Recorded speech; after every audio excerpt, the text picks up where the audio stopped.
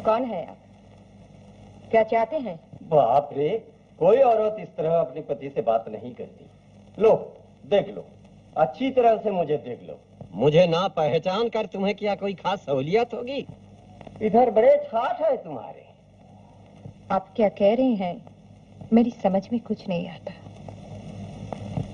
अगर मुजरे की पेशगी देने आए हैं? वो तो कल आया था इसीलिए, मगर आज रुपए कहाँ। जुए में सब हार गया, दिवालिया कर दिया तुम्हारे इस शहर लखनऊ ने। लेकिन वो तो अच्छा ही हुआ। सुनो, कल तुम्हारे गाने की आवाज सुनकर मैं अंदर चला आया और तुम पर नजर पड़ गई। इसे कहते हैं 7 फेरों का बंधन। तुम्हारा क्या ख्याल है देवजा? मैं देवयानी नहीं हूँ। मैं किसी देवयानी को नहीं जानती। मैं कन्नाबाई हूँ, चौक की कोठी वाली। अगर आप 1 मिनट के अंदर अंदर यहाँ से नहीं गए तो मैं दरबान को बुला लूंगी। तुम दरबान को बुलाओ, मैं पुलिस को बुलाता हूँ। रेस्टिट्यूशन ऑफ कंजुगल राइट्स, पति के अधिकार का मुकदमा खूब जमेगा। क्या चाहिए आपको?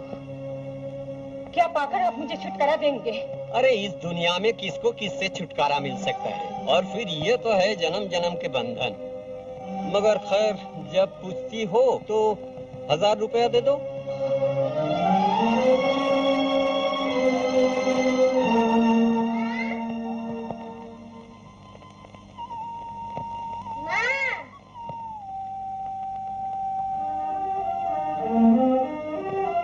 आओ बेटी, मेरे पास आओ। आओ मेरे पास आओ। आओ आओ मेरे पास आओ। टॉफी खाओगी? तमाशा देखोगी? तमाशा? अच्छा देखो, ये तो उंगली सीधी है ना, ये काट देता। ये देखो। कितनी प्यारी बच्ची है। मेरे साथ चलोगी? तुम ये क्या करेंगे? छोड़ छोड़ दो उसको। सुनो सुनो, इसे न ले जाओ, इसे न ले जाओ।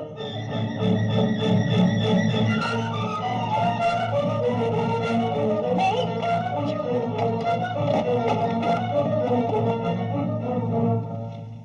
निकल जाओ यहाँ से। जाता हूँ। जब भगवान ने इस तरह मिला दिया है तो तुम मेरे पास आओ ना आओ, क्या मैं अपनी लड़की को देखे बिना रह? खबरदार, जो लड़की के बारे में एक लफ्ज भी कहा। अपना 1000 रुपया संभालो और निकल जाओ यहाँ से। जाता हूँ। लेकिन जरा पाँव तो हटाओ। अच्छा, फिर मुलाकात होगी।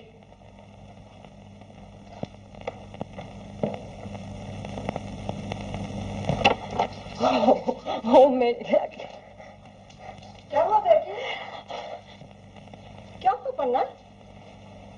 अरे बोलती क्यों नहीं? 1000 रुपया ले गए और सुपर्णा को भी देख गए। अब क्या होगा? अरे पन्ना, तू बड़ी भोली है। इस चौक में रहकर भी तुझे अकल ना आई। तूने तो मीना बाई का नाम डुबो दिया। अरे पगली, इस घर में रुपया आता है, इस घर से रुपया बाहर नहीं जा सकता। तू नहीं जानती माँ, वो बड़ा जालिम है। कितना बड़ा जालिम है, जरा मुझे बुला लेती तो मैं भी देख लेती। बस एक आवाज दूं तो हजारों आदमी इकट्ठे कर लूं। तू घबराती क्यों है पन्ना? अरे मेरे होते हुए तुझे और तेरी बच्ची को कोई हाथ लगा कर तू देखे।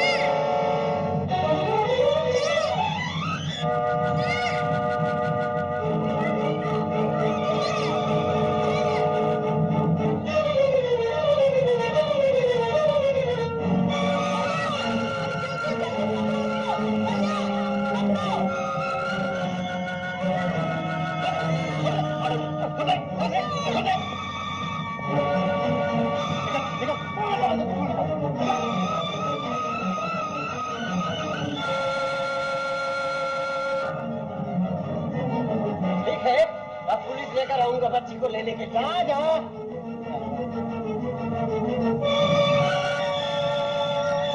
चलो माँ, जल्दी घर चलो।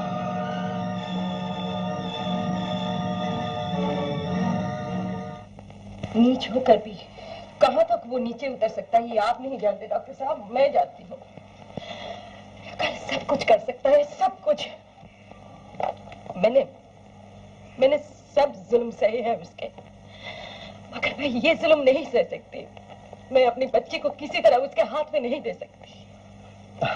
डर किस बात का है? हम लोग जो मौजूद हैं। ना ना, आप मदर मामिन को चिट्ठी लिख दीजिए।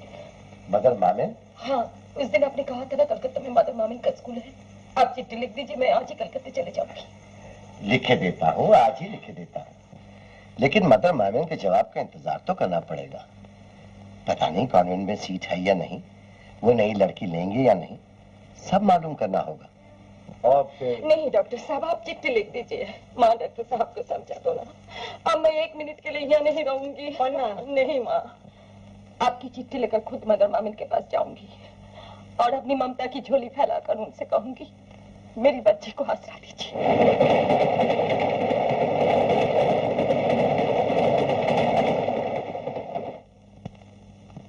बार बार आई हूँ, बार बार खाली हाथ लौटा दी गई हूँ, लेकिन आज ऐसे नहीं जाऊंगी। मेरी सुपर्ण को आसरा देना ही पड़ेगा। सॉरी, आपकी लड़की हमारी कॉन्वेंट में नहीं रह सकती। क्यों? क्या मेरी वजह से?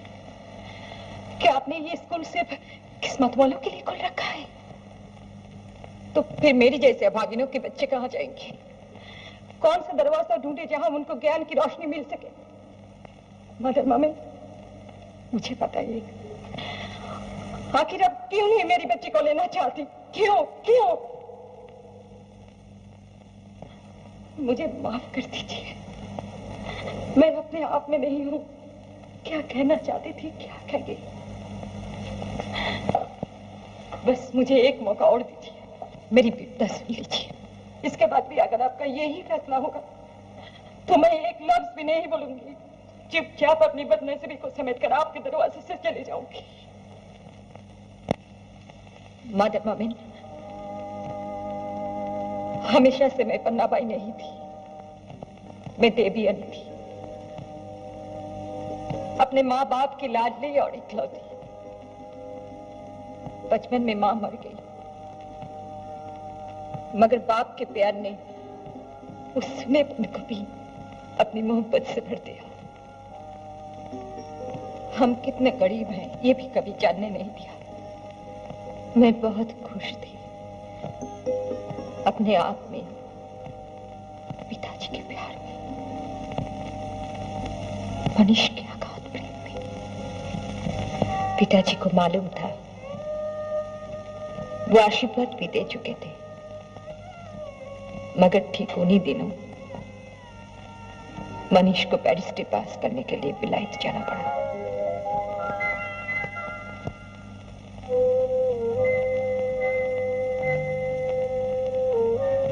रो मत देवयानी, तुम इस तरह रोगे तो मैं जा नहीं सकूंगा। बस थोड़े ही दिनों की तो बात है, देखते देखते गुजर जाएंगे।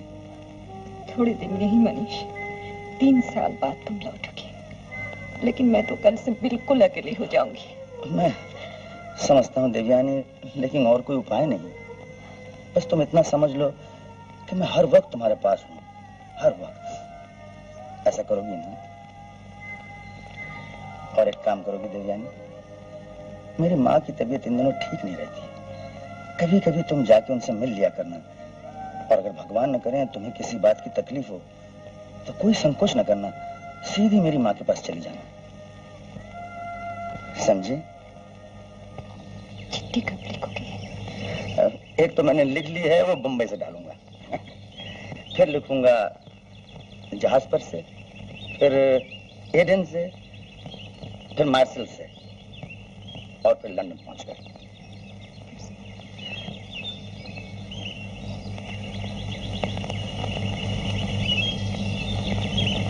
मुझे भूल तो नहीं जाती। कैसी बातें कर रही हो तुम? मनीष ने जिंदगी में सिर्फ देवयानी को चाहा है, और कोई लड़की कभी उसकी जिंदगी में नहीं आएगी, कभी नहीं।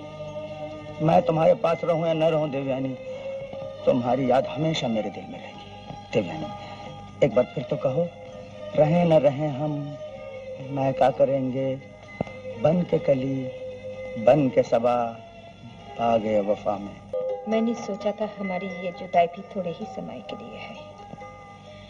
इसी उम्मीद पर मैं मनीष को खत लिखती, उसके खत पढ़ती, उसके लौट आने के दिन गिनती। लेकिन इंसान को क्या मालूम कल क्या होने वाला है, इसलिए जिस दिन वो कल आज बनकर मेरे सामने। नहीं दाने, अम्मा चली भुनाने। ये क्या बात हुई किस्टो बाबू? कर्जा भी अदा नहीं करोगे और मेरे दोस्त को भी बेइज्जत करके घर से निकाल दोगे? मैंने तुम्हारे भले के लिए ही तजवीज पेश की थी किस्टो बाबू। कर्जे के बोझ से भी बच जाते और अपनी लड़की की शादी से भी छुटकारा पा जाते। राखाल बाबू, मुझे थोड़ा सा समय और दो सोचने के लिए, थोड़ा सा वक्त और दो। अच्छी बात है, मैं तुम्हें 48 घंटे की मोहलत और देता हूँ। इस बीच में फैसला कर लो, रुपये देते हो या अपनी लड़की की शादी मुझसे करते हो? मनीष को चिट्ठी लिखने का भी वक्त नहीं। आखिर मजबूर होकर सब लाज शर्म छोड़कर मनीष की माँ के पास चली गई 10,000 रुपया मांगने के लिए। अभी दुल्हन बन के आई नहीं और लखी रुपए मांगने। क्यों दे दूं 10,000? क्या मनीष से तुम्हारी शादी इसीलिए तय हुई थी कि मैं तुम्हारे बाप का कर्जा चुकाती फिरूं? अजब लूटने का धंधा बना लिया बाप बेटी दोनों ने मिलकर। मुझको तो शुरू ही से ये सिलसिला पसंद न था। छोटे घर की नहुसतबारी। खबरदार जो आज के बाद कभी इस घर में कदम रखा या कभी तुमने न मनीष को खत लिखा। अब मैं तुम्हारे सारे चरित्र समझ चुकी हूँ। दफन करो अपनी सूरत को यहाँ से। मैंने अपनी किस्मत के आगे सर झुका दिया। मदर मामी, अपने गरीब बाप को कर्जे से बचाने के लिए मैं मनीष को भूल गई, खुद को भूल गई। राखाल से शादी हो गई मेरी उस सुहाग रात को। वाह, बहुत सुंदर लग रही हो। सुंदर तो तुम जब भी लगी थी जब मैंने तुम्हें पहली बार तुम्हारे घर में देखा था। लेकिन ये रूप, मतलब इस रूप की छत के क्या कहने। जरा हंसो तो मेरी देवी।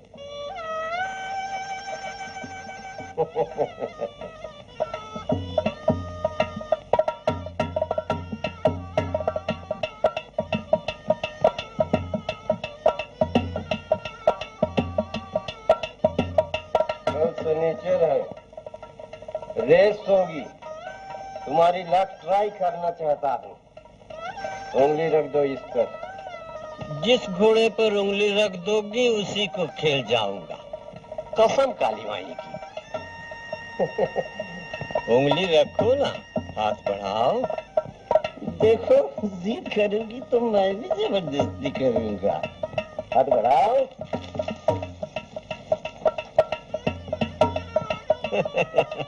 गुस्से में और भी सुंदर दिखाई देती हो, इसीलिए तो 10,000 का दाव खेल दिया तुम पर और जीत लिया तुमको शादी की रेस में। करीब आओ, मेरे करीब आओ। छोड़ दो मुझे।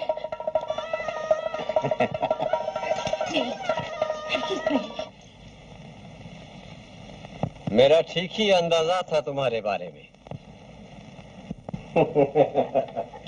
और यही सोचकर मैंने तुम्हारे बाप से कहा था, सुहाग रात के बाद ही मैं 10,000 की डिग्री के कागज पर दस्तखत करके तुमको वापस करूंगा।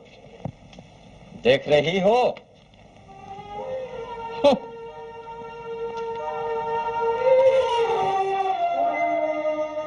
कहो तो बत्ती बुझा दूं, कहो तो ऐसे ही रहने दूं।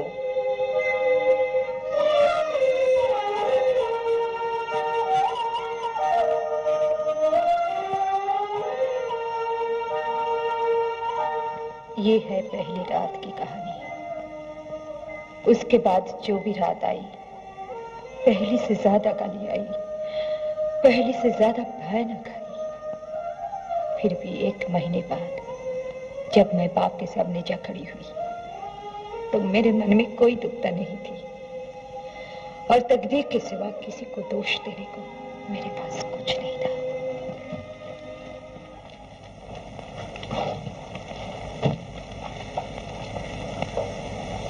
डिग्री के कागज पर दस्तखत हो गए हैं।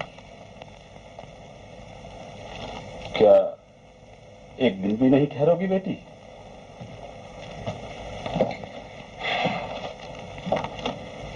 थोड़ी देर बाद ही आकर ले जाएंगे। बाबूजी, मेरे लिए इतनी चिंता ना कीजिए। यही समझ लीजिए कहीं दूर शादी कर दी है। तुम्हारी एक चिट्ठी है, डाक के टिकट बुलाती है, शायद मनीष ने लिखी है। मुझे माफ कर दो बेटी। आपका क्या दोष? आपने तो मना भी किया था। ये तकदीर तो मैंने अपने हाथों से चुनी है। आप वो चिट्ठी फाड़ के फेंक दीजिए। यहाँ रख दी है, अब जो कुछ करना है तुम ही करो।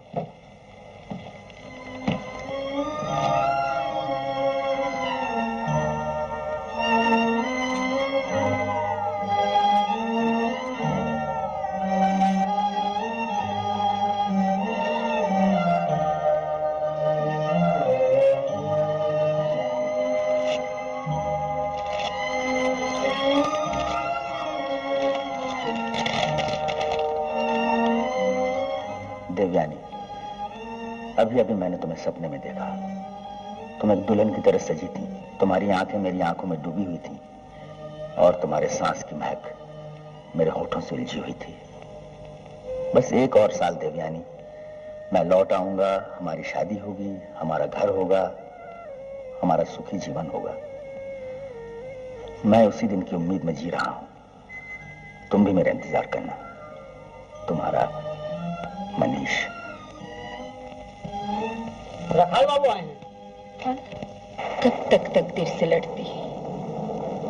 फिर एक दिन समझ में आया कि मैं मां होने वाली हूं। जब ये बच्ची मेरी कोख में आ गई, मैंने इसके लिए सर झुकाकर सब जुल्म बर्दाश्त करने का फैसला कर लिया। लेकिन एक रात को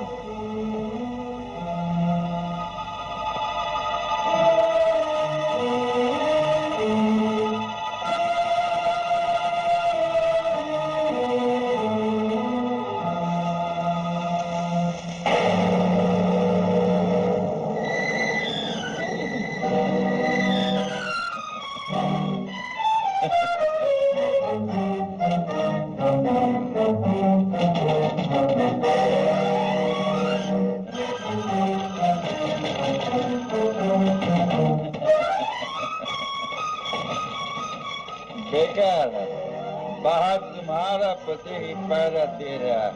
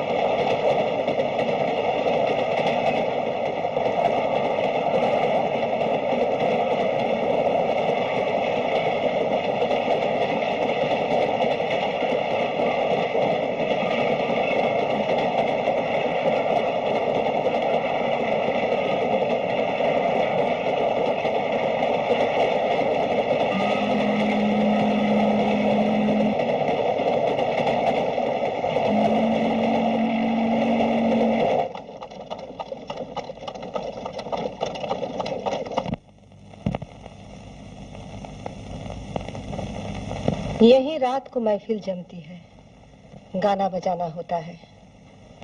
कितने ही लोग आते हैं गाना सुनने के लिए और खुश होकर चले जाते हैं। उन्हीं की तारीफों के सहारे मीना भाई जिंदा है। लोग इसे बेशर्मी और नफरत की जिंदगी समझते हैं, मगर इसके सहारे जिया भी तो जा सकता है। फिर दौलत भी मिलती है, संगीत का आनंद भी मिलता है। और सबसे बड़ी बात यह है कि आदमी कुछ भूल सकता है, कुछ भुलाने की कोशिश कर सकता है। जैसे और जो कुछ भी है, यही मेरी जिंदगी है और मैं यही तुम्हें दे सकती हूँ बेटी। देवयानी मर गई, उसी घर में जन्म हुआ मेरी सुपर्णा का।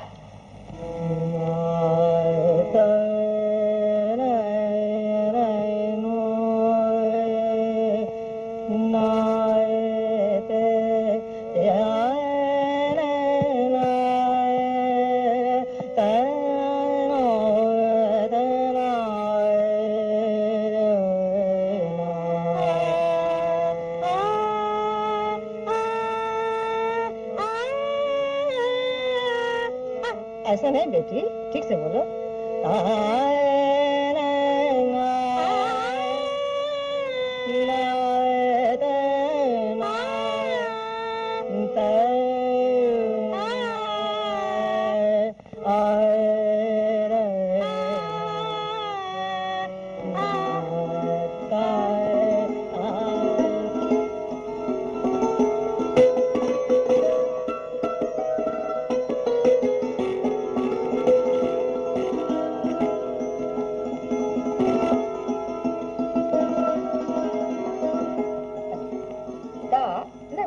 ऐसा ऐसा ऐसा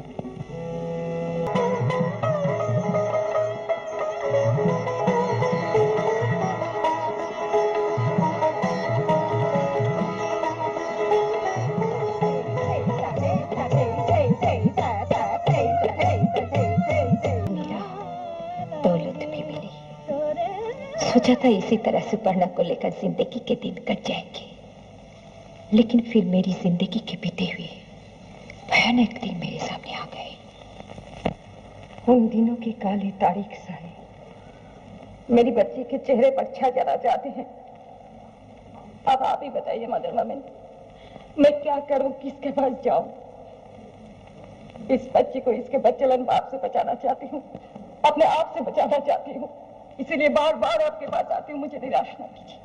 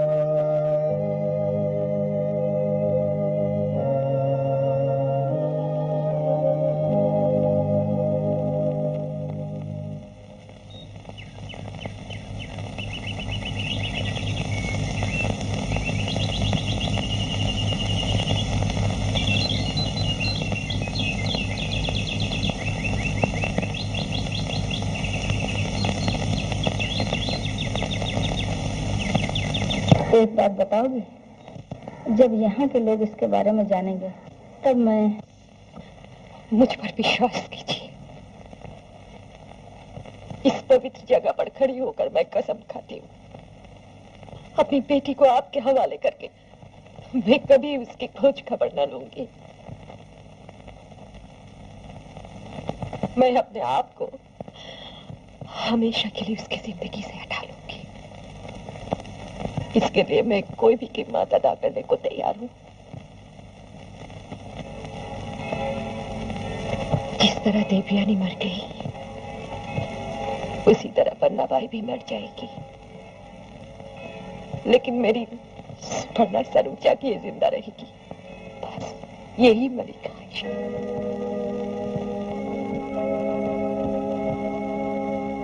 मदर मोमिन,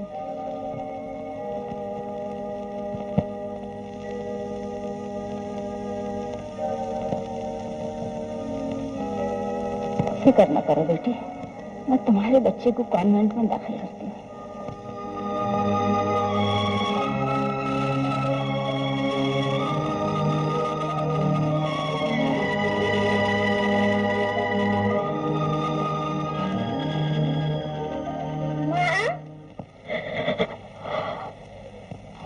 चलो मामा, देर हो गई।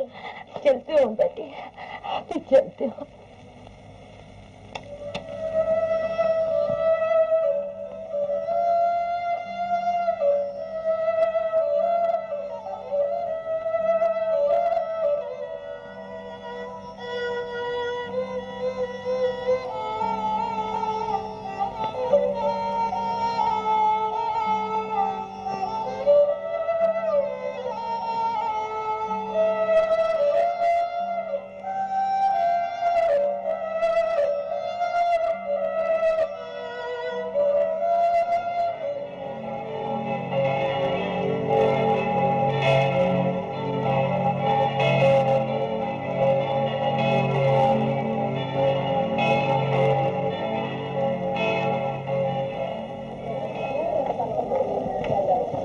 नाप डिजाइन वगैरह तो ठीक है ना? बिल्कुल ठीक है, आप बेफिक्र हैं। हम इस स्कूल में अक्सर यूनिफॉर्म सप्लाई करते रहते हैं, गलती नहीं होगी।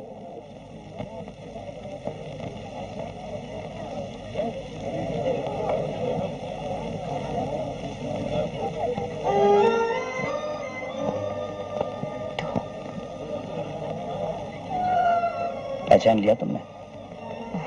अखबारों में तुम्हारा नाम पढ़ती हूँ, बैरिस्टर मनीष राय। बड़े बड़े मुकदमे लड़ते हो। तुम्हारे ससुराल क्या कलकत्ते में? आजकल कलकत्ते में रहती हूँ। और तुम्हारे पति? किस मुकदमे की जिक्र कर रहे हो? मैं भी कैसा बेवकूफ हूँ, वो मुकदमा तो मैं मुद्दत से हार चुका। मैं ये पूछ रहा था, आपका चेंज बच्ची के कपड़े गाड़ी में रखवा दिए। मैं चलती हूँ, बहुत जल्दी में। सुनो देवयानी, देवयानी, तुम इस तरह चली क्यों जा रही हो? मुझे तुमसे कुछ कहना है देवयानी। देवयानी तो मर गई मनीष।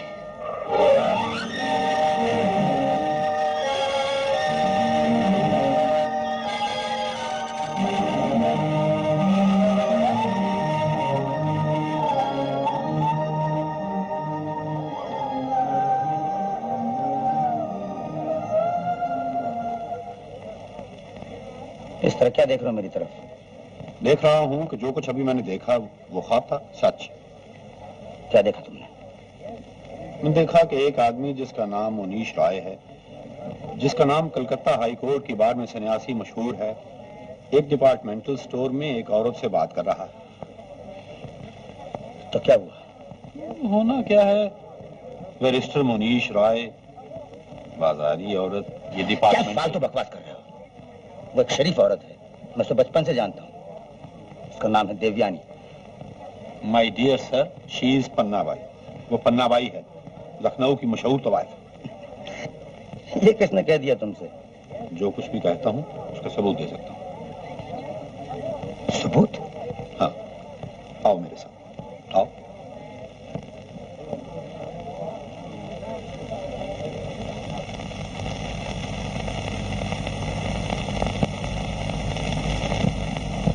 देवयानी, देवयानी तो मर गई मनीष।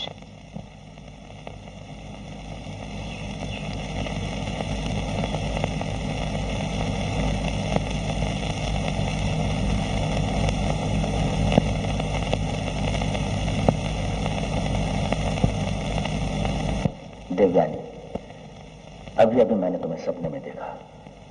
तुम एक दुल्हन की तरह सजी थी, तुम्हारी आंखें मेरी आंखों में डूबी हुई थी।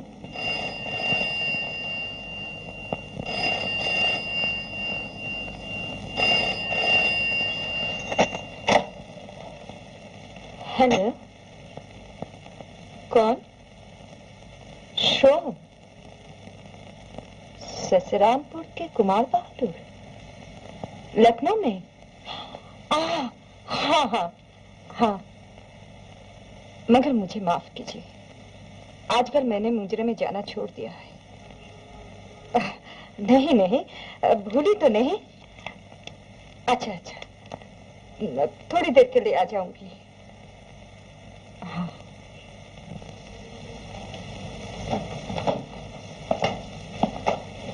नमस्ते। आइए आइए।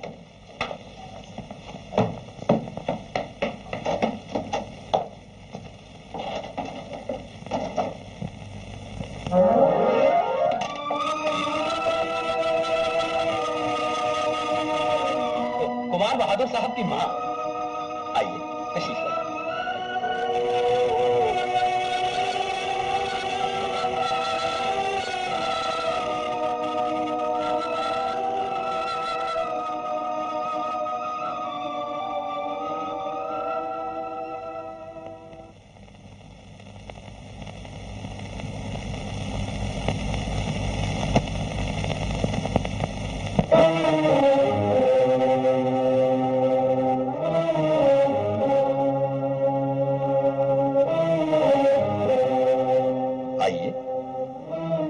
इधर आइए।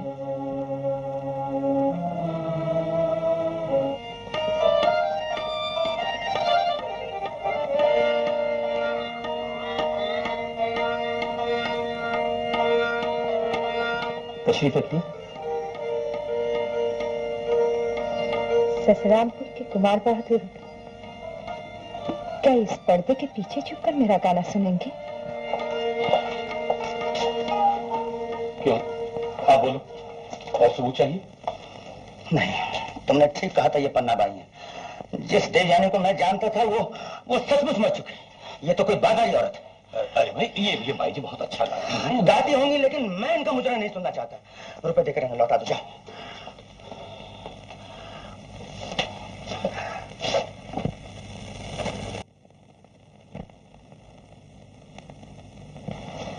आपका नजराना? अपने कुमार बहादुर से कह दीजिएगा, अगर जिंदगी को जानना चाहते हैं तो पर्दे के पीछे न रहें, सामने आकर उसका मुकाबला करें।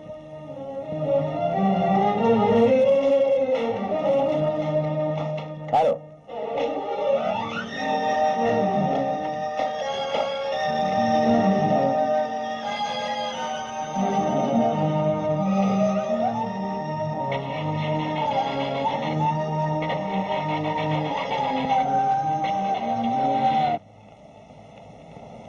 कोई बाबू आपसे मिलना चाहते हैं।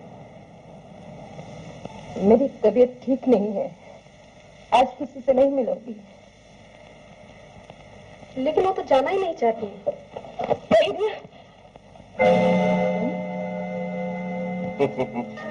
अपनी बीवी और बच्ची के पास नहीं जाऊंगा तो कहाँ जाऊंगा?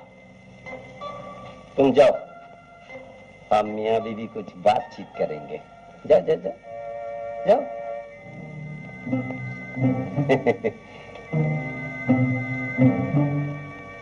कहाँ है मेरी लाडली? यहाँ नहीं है। यहाँ नहीं है यानी कहीं गायब कर दिया उसको? मेरी नजरों से छुपा दिया? ठीक है ठीक है, तुम्हारा ख्याल है तुम बहुत होशियार हो, लेकिन तुम राखाल की आंखों में धूल नहीं झोंक सकती। मैं अपनी बेटी का पता लगा ही लूंगा किसी न किसी तरह। खैर जाने दो, इस वक्त शराब खाने का बिल चुकाना है। दो, कुछ रुपए दो। कितने कितने रुपए लेकर तुम मेरा और मेरी बच्ची का पीछा छोड़ोगे? कितने रुपए? अरे इतने रुपए तो तुम एक साथ दे भी नहीं सकोगी, और दे भी दिए तो मैं रख नहीं सकूंगा। उन्हें शराब, औरत और जुए में उड़ा दूंगा। इससे तो ये अच्छा है कि हर महीने तुम 400 रुपये मेरी तरफ फेंक दिया करो, झंझट ही चूक जाएगा।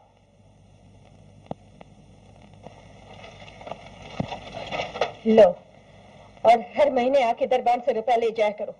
यहाँ तक आने की कोई जरूरत नहीं है, समझ गए? समझ गया समझ गया। कुछ आज समझाओ, बाकी फिर समझ लूंगा। और मैं हाँ?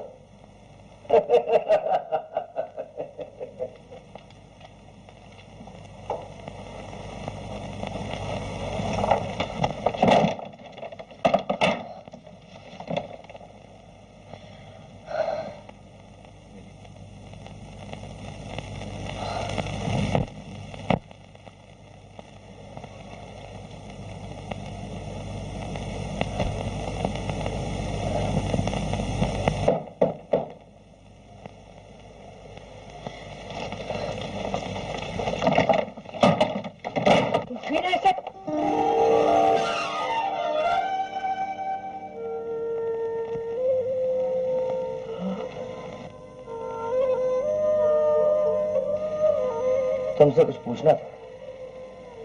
किसके बारे में? एक लड़की थी जिसका नाम देवयानी था। नहीं नहीं, और जिसके बारे में पूछना चाहो पूछ लो, देवयानी का नाम मत लो। कैसे नाम ले लूं? जिंदगी में अगर मैंने किसी लड़की को जाना तो वो देवयानी थी। किसी और लड़की को जानने की ख्वाहिश तक दिल में पैदा नहीं हुई। विलायत जाने के मौके पर चलते समय उस देवयानी ने मुझसे कुछ कहा था, याद है कुछ? कहा होगा कुछ। लड़कियां ऐसे मौके पर ऐसे ही झूठ बोला करती हैं। झूठ?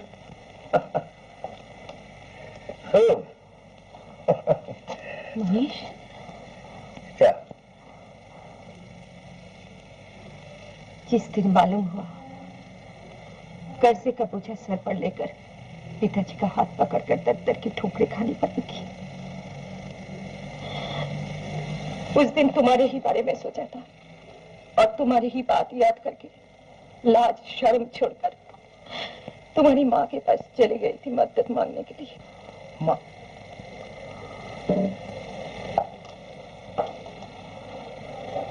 क्या कहा था मेरी माँ ने? अब वो स्वर्ग में है, इसलिए जो कुछ हुआ उसका जिक्र नहीं करूंगी। फिर भी मैं नहीं, तुम यही सच समझो कि देवयानी झूठी थी, कलंकी नहीं। नहीं देवयानी, विलायत से लौटने के बाद जब मैंने तुम्हारी शादी की खबर सुनी, मैंने तुम्हें दोषी नहीं ठहराया। सोचा था जहां कहीं जिस घर में भी रहोगी तुम्हारे दिल के किसी न किसी कोने में मेरी जगह जरूर रहेगी। इसी यकीन के सहारे मैंने अब तक शादी नहीं की और यूं ही जिंदगी गुजारे जा रहा हूं। लेकिन आज मालूम हुआ तुम्हें घर नहीं मिला, चौराहा मिला। तुम्हारे पास इसका क्या सबूत है? सबूत?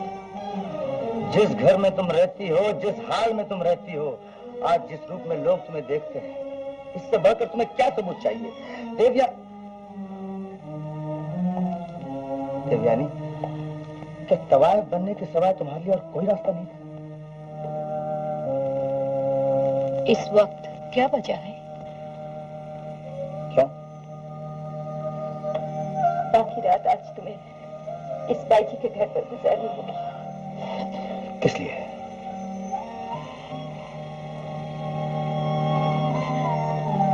यही समझ लो कि एक रात के कलम के बदले में तुमने मुझे खरीद लिया है।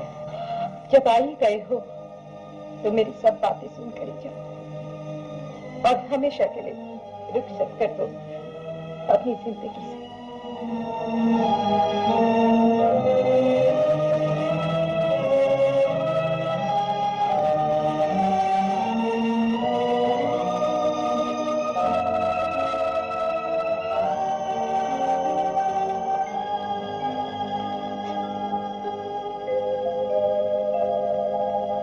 मेरी बच्ची की तस्वीर, यानी सुपर्णा,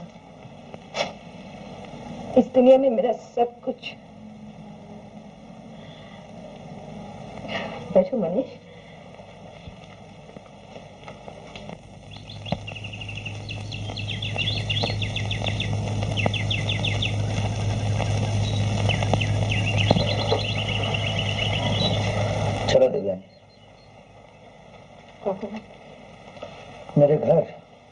तुम्हारी जिम्मेदारी लेने से तो मैंने कभी इनकार नहीं किया। जिसे तुम देवयानी कहते हो वो तो सिर्फ तुम्हारे मन में जिंदा है, और जिसे आज तुम अपने घर बुला रहे हो वो तो पन्ना भाई है। ऐसा न कहो देवयानी। क्या एक घर में दो औरतें रखोगे? ऐसा न कहो देवयानी।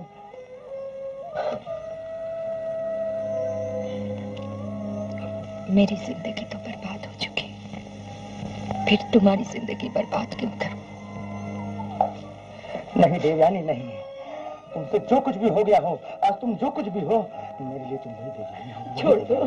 छोड़ दो मुझे। देवयानी, औरत का दिल बहुत कमजोर होता है, उसे और कमजोर मत बनाओ, सब कुछ लुट जाएगा।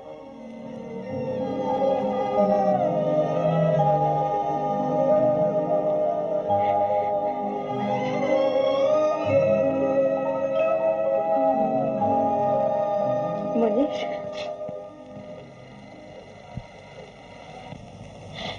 सुपर्णा यही जानती है कि उसका बाप नहीं, माँ भी नहीं है। अगर हो सके तो मेरी बच्ची की देखभाल करते रहना, इससे देवयानी की आत्मा को शांति मिलेगी।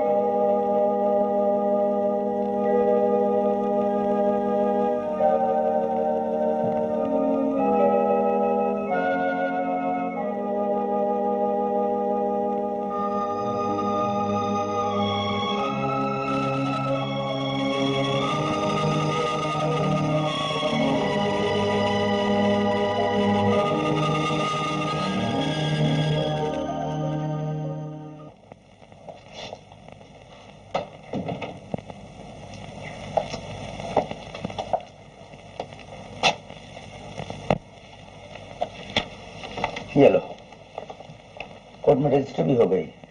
आज से तुम्हारा सब कुछ सुपर्णा के नाम लिख दिया गया। खुश हो ना? मैं अभी आई।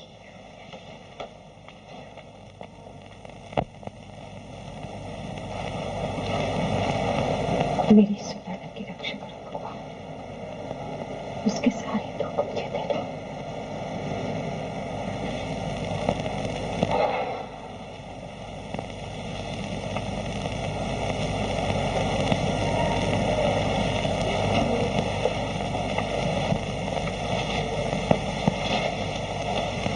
तुमने सब कुछ सुपर्णा के नाम लिख दिया, अपने लिए कुछ भी नहीं रखा। मेरा अपना तो कुछ भी नहीं, जो कुछ भी है सुपर्णा के लिए है। सुपर्णा को किसी बात की कमी ना रहे, आगे चलकर उसे किसी तरह की तकलीफ ना हो, ये तो देखना ही होगा। हाँ। नाराज हो गए? नहीं, मैं सोच रहा था, मैं जो सुबह शाम कमाने के धुन में लगा रहता हूँ, किसके लिए? मेरा सब कुछ भी तो सुपर्णा के लिए है। मनीष, तुम जो कुछ कर रहे हो, जो कुछ करोगे, सब इसलिए तो कर रहे हो ना कि तुम सुपर्णा से प्यार करते हो। लेकिन तुम्हारे प्यार में, तुम्हारी चाहत में किसी तरह की खुदगर्जी नहीं है। लेकिन मैं तो खुदगर्ज हूँ। सुपर्णा के लिए जो कुछ मैं कर रही हूँ, उससे शायद मैं अपनी मुक्ति भी चाहती हूँ, जिंदगी के इस घोर श्राप से मुक्ति। देखती हूँ सुपर्णा बड़ी हो गई है, लिख पढ़कर तुम्हारी तरह विद्वान बनी है, बहुत बड़ा नाम है उसका। जहाँ जाती है लोग उसकी इज्जत करते हैं।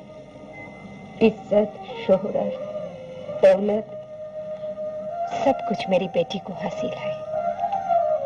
लेकिन ये सब कुछ पाकर भी तुम्हारी तरह सबकी भलाई के लिए काम करती है। शायद किसी दिन वो तुम्हारी तरह बैरिस्टर बनेगी, बहुत बड़ी बैरिस्टर।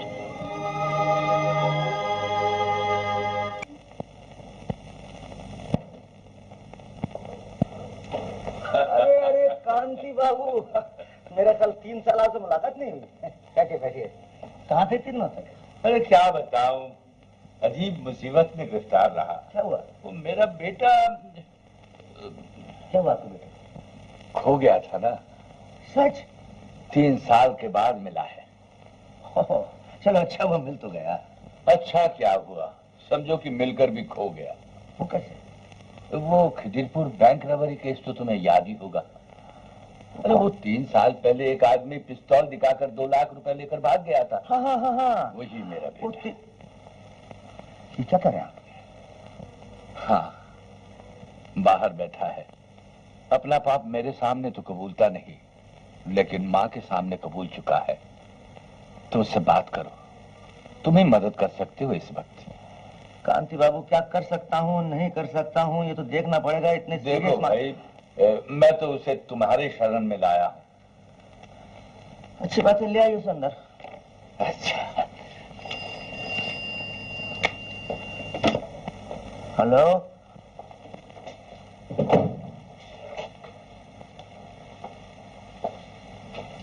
देखो, मेरे सामने तो तुम कुछ कबूल करोगे नहीं, लेकिन अंदर जाकर सब कुछ सच सच कह दो मनीष बाबू से। वही तुम्हारी मदद कर सकते हैं। जाओ, अंदर जाओ। मैं भी आता हूं। जाओ।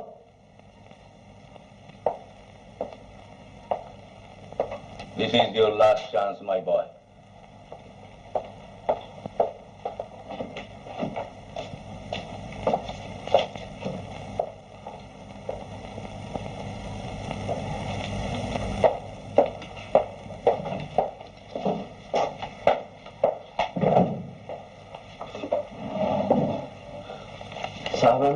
जी हाँ, जाइए।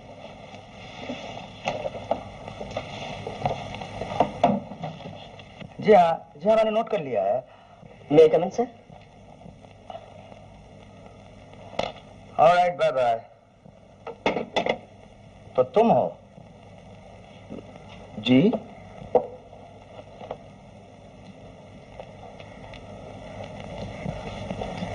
देखने में तो बड़े शरीफ मालूम होते हो, लेकिन इधर आओ। पहले ये बताओ, तुम मेरी मदद चाहते हो या नहीं? जी हाँ, मदद के लिए तो आया।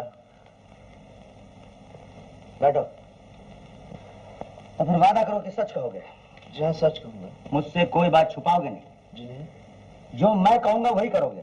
जी हाँ, वही करूंगा। अगर मैं कहूं तो अपने आप को पुलिस के हवाले भी कर दोगे?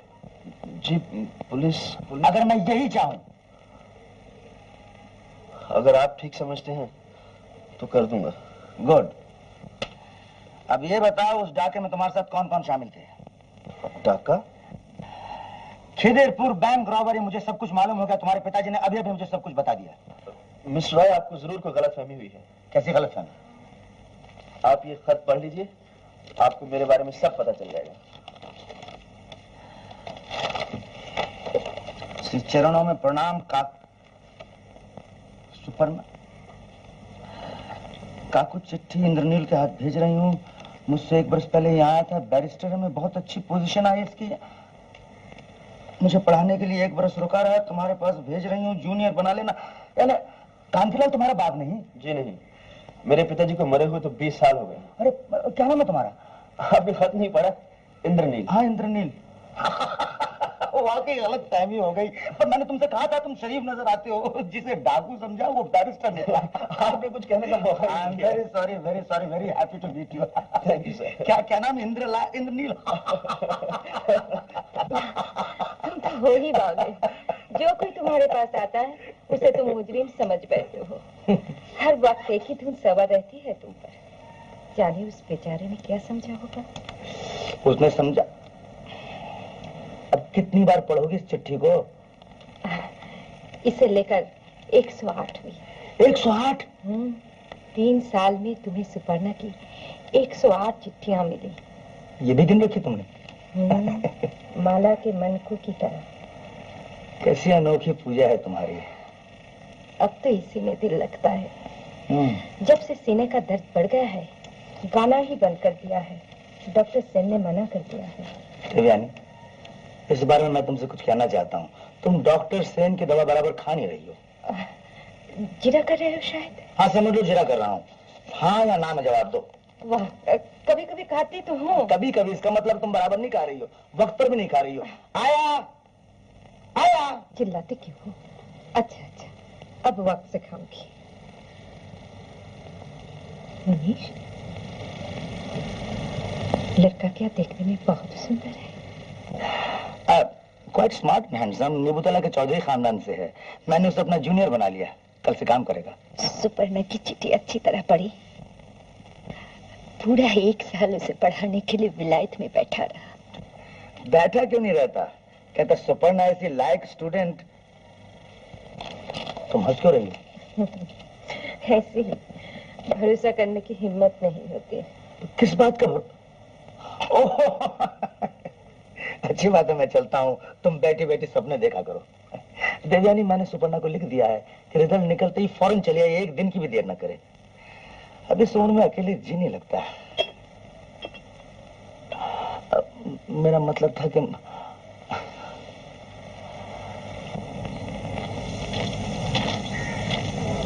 इतनी बड़ी गाड़ी, बाप रे, कोई बहुत बड़ा आदमी मालूम होता है। अपने बैरिस्टर साहब ही तो इस गाड़ी के मालिक हैं। हाँ, अच्छा।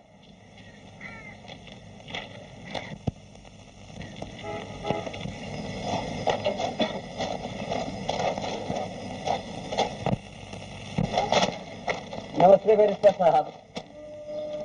नमस्ते। एक मुकदमे के बारे में आपसे सलाह लेनी थी। रेस्टिट्यूशन और कौंजी चल रहा है। तो यहाँ क्यों?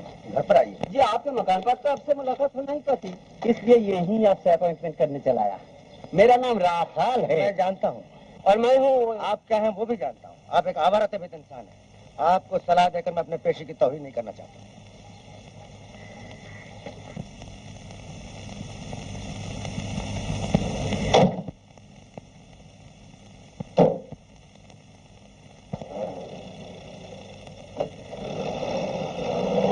अंदर खबर कर दो दरवान जी, कह दो वही पुरानी आफत फिर आई है।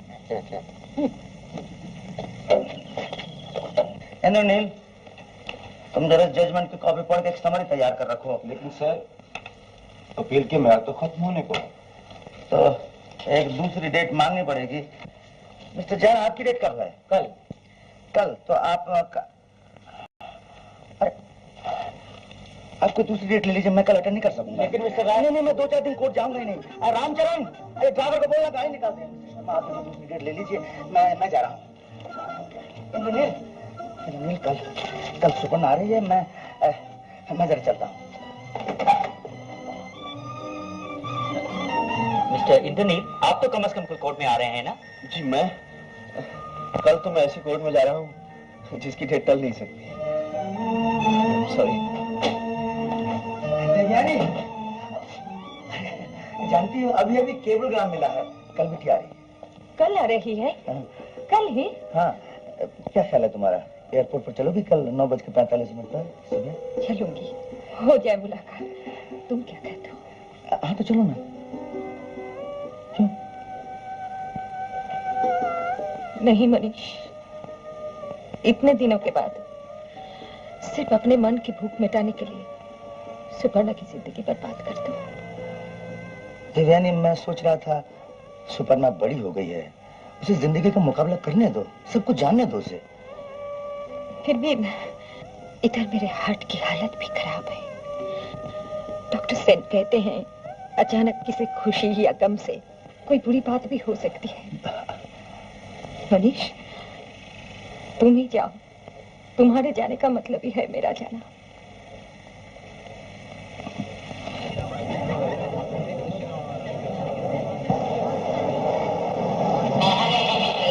एक्सक्यूज मी, लंदन से आने वाला ट्रेन कितने बजे लैंड कर रहा है? जी 9:45 9:45 जी। 9:40 बजे। शायद मेरी घड़ी स्लो है। तुम्हारी घड़ी में क्या बजा? 9:40। तो तुम्हारी घड़ी भी स्लो है। एरोड्रोम की घड़ी, उसमें भी 9:40, यानी ये घड़ी भी स्लो। ये कैसे मुमकिन हो सकता है? शायद हमें जल्दी पड़ी है। तुम जरा फिर से अराइवल टाइम पूछ के आओ। आजकल प्लेन जल्दी लैंड कर जाती है। सॉरी, मैं पूछ रहा था प्लेन की। अजी 10 बार आपने पूछा और 10 बार इन्होंने बताया। अभी और भी 10, 20, 30 मरतबा जितनी बार आप पूछेंगे ये बताएंगे 9:45। प्लेन डाइवर्ट तो नहीं हो गया? नहीं जी, आंधी नहीं, बारिश नहीं, तूफान नहीं, कहीं कुछ भी नहीं। प्लेन ठीक टाइम पर लैंड कर रहा है, 9:45। Your plane is landed. Landed? Mr. Roy, sorry, plane landed. I beg your pardon.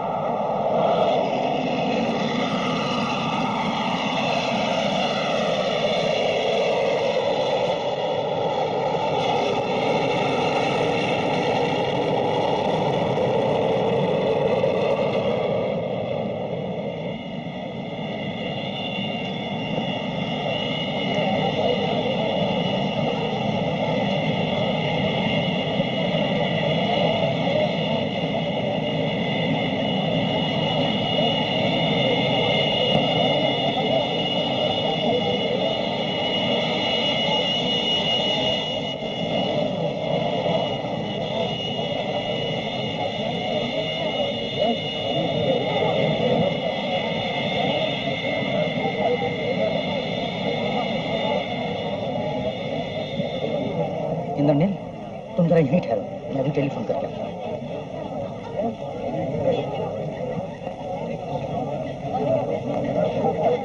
बिल्कुल तुम्हारी तरह देवयानी, तुम्हारी तरह। जब सुपर्णा प्लेन से उतर रही थी तो पल भर के लिए ऐसा मालूम हुआ जैसे कितनी खूबसूरत लग रही है मेरी बेटी।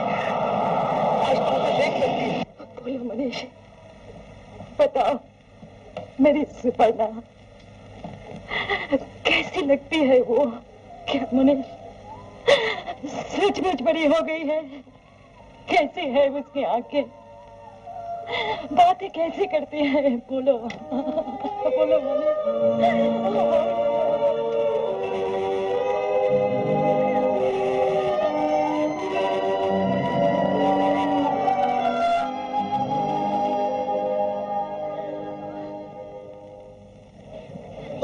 सुपर्णा। काकू कहाँ है? वो टेलीफोन करने गए। अच्छा। चलो ना।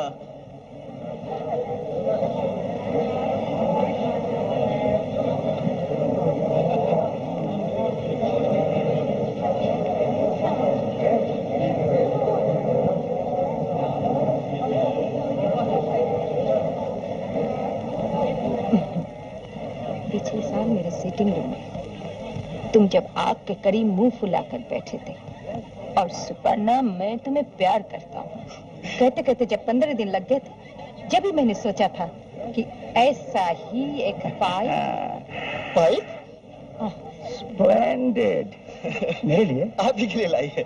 देखा, विलायत जाने के बावजूद सुपर्णा भूली नहीं कि मुझे पाइप इकट्ठे करने का शौक है। घर में 9 है और ये 2, 9 तो 11।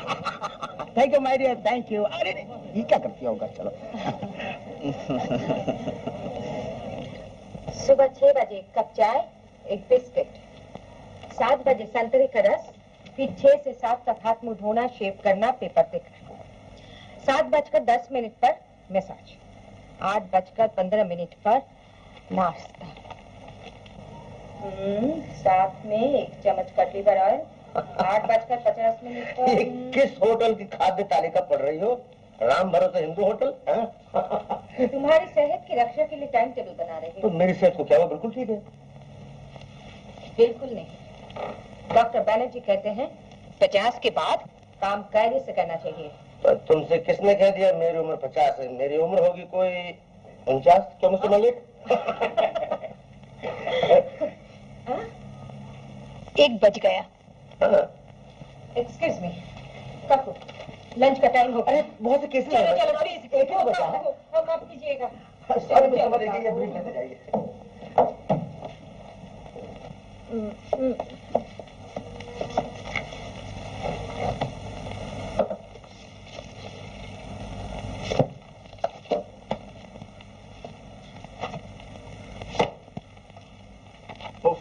क्या कर रही हो सुपर्णा? नहीं, तकलीफ हो रही है? बिल्कुल नहीं।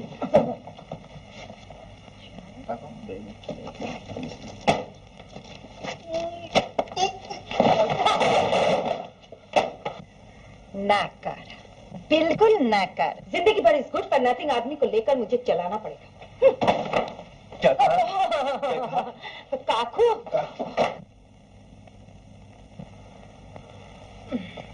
काकू सुपर्णा, काकू कहाँ है? जरा बताओ ना बताओ काकू कहाँ है, बताओ। छोटे साहब आपकी चाय। अरे लाओ रामचरण, बड़ी जोर से चाय की चपास लग रही थी। 5:20 पर विटामिन सी की गोली। अरे रामचरण, ये बड़े साहब की चाय है। अरे बाप रे, तब तो भूल से इधर की चाय उधर, उधर की चाय इधर। तो क्या हो गया? ये स्लिप उधर दे दो। नहीं जी, उधर भी एक स्लिप थी। अरे बाप रे, मर गए। कैसे बुद्धू बैरिस्टर हो, साथ ही पिक्चर जाना है। 520 विटामिन सी की गोली पिक्चर। बुढ़े को दे आओ चकमा, उससे बुढ़े को दे आओ चकमा, उससे क्या घबराना है। अच्छा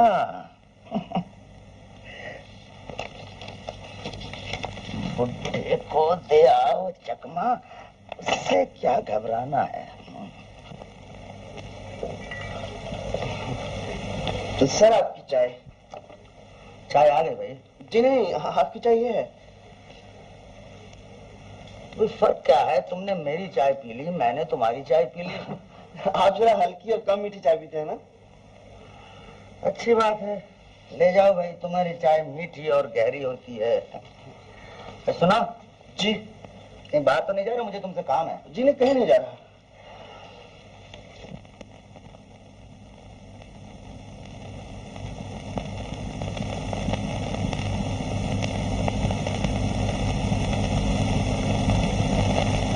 तो सर आज शाम को तो मैं बाहर जा रहा हूँ। नहीं, अभी तुमने कहा कि नहीं, याद आया, बहुत जरूरी काम है आज तो। अच्छी बात है, जाओ एक काम करो, क्या करो, वीकली रिपोर्ट्स 1939 ले आओ। मैं जी अभी लाया। 5:20 पर विटामिन सी।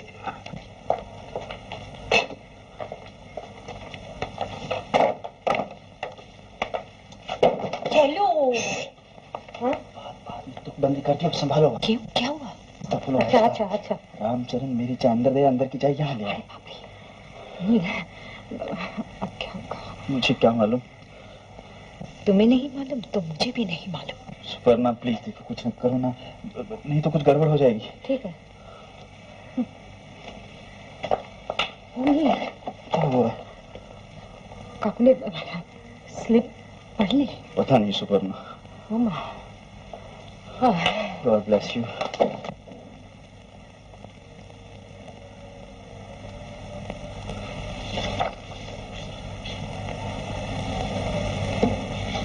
काको, मुंह खोलो। 5:20 पर विटामिन सी की गोली है। बेटा जरा थकान से मालूम हो रही है, तेरा सर सला दोगी? हाँ हाँ। Thank you.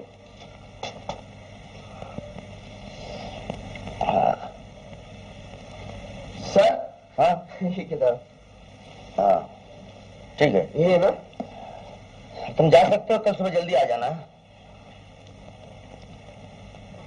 क्या हो गए? गए नहीं? 6 बज रहे हैं, तुम्हें जरूरी काम था। जा रहा हूँ जी। Good night.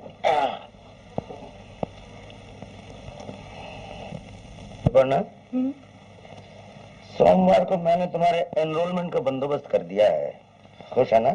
जी। तो फिर अब काम काज में मन लगाना पड़ेगा, पिक्चर जाना जरा कम करना। मेरा मतलब है बैरिस्टरों के उसूल पर चलना पड़ेगा, मेहनत करना पड़ेगी, मुकदमे के तह तक पहुंचना पड़ेगा। सुफर ना, बहुत से क्लाइंट ऐसे आते हैं कि बैरिस्टरों को चकमा दे जाते हैं। चकमा समझती हो ना? हाँ हाँ काकू। लेकिन मजा तो तब आता है जब एक बैरिस्टर दूसरे बैरिस्टर को बुद्धू बनाने के लिए चकमा दे जाता है। सारी बदली की बात आ रही थी। काकू, मेरी वो सहेली है ना कि लतीफा। लतीफा? हाँ हाँ, उसी के साथ सिनेमा जा रही थी। हाँ तो सिनेमा जा तो जा, 6 बज रहे हैं। नहीं, जाने दीजिए आप, फिर किसी दिन चली जाऊंगी। आप कहते जाइए ना, बहुत अच्छा लग रहा है। जैसी तेरी मर्जी, लेकिन ये अपॉइंटमेंट का मामला जरा बेडक होता है। उस बेचारी, क्या नाम उसका, लतीफा। हाँ, उसे बुरा लग जाए मेरा ख्याल है। तू जा, मैं उसे टेलीफोन किए देता हूँ कि देर से पहुंचेगी। नहीं काका, मेरा मतलब है आप क्यों तकलीफ करें। मैं अभी जाने से पहले उसे अपने कमरे से टेलीफोन करती जाऊंगी। हाँ तो जा, खड़ी क्यों है? अच्छा आप कह रहे हैं तो मैं जाती हूँ। हाँ, मैं कह रहा हूँ तू जा।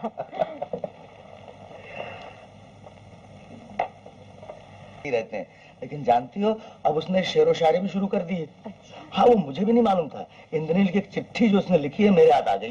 क्या लिखा है? उसमें लिखा है कैसे बुद्धू बैरिस्टर हो, साथ ही पिक्चर जाना है। सुनो सुनो, बुढ़े को तो चकमा दे आओ, उससे क्या घबराना। मुझे आजकल बुढ़ा समझ के चकमा देना भी शुरू कर दिया उसने। सुनो, कल तुम्हारा प्लेन कब है?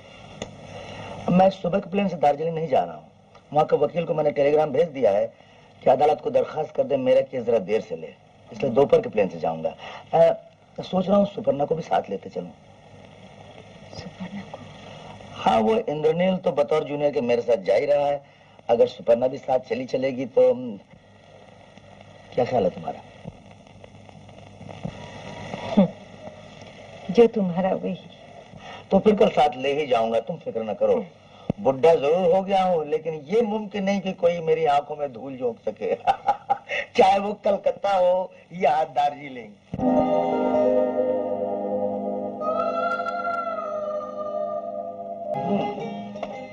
Mr. Roy, Yes? do you need more witnesses? Not necessary, mister Bhattacharya. मुझे यकीन है इस मुकदमे का फैसला हमारे हक में होगा। अरे इंद्रनील,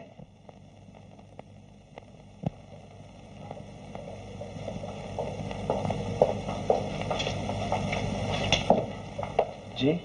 तुम जरा साथ वाले कमरे में चले जाओ और सुनीति बाबू से केस समझ लो। जी मैं आओ जो क्या कर रहे हो? कुछ नहीं। तो मिस्टर भट्टाचार्य, जजमेंट मिलते ही मुझे खबर कर दीजिएगा। श्योर।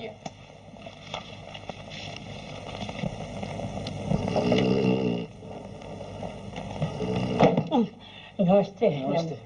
हम दोनों मिस्टर रॉय के जूनियर हैं। वो जरा बिजी हैं, आपका केस हम देखेंगे। उन्होंने कहा है हम आपका केस समझ लें। केस तो मैंने सब इसमें लिख दिया है। फिर भी आप मेन पॉइंट तो बता दीजिए। अच्छा तब सुनिए, शादी के पहले साल मैं चिक्ता चिल्लाता रहा हूँ और वो सुनती रही है। अब दूसरे साल वो चिक्की चिल्लाई है, मैंने सुना है। अब हम दोनों चिल्लाते हैं, मोहल्ले वाले सुनते हैं। बस समझ लीजिए रात दिन हमसे झगड़ा कर।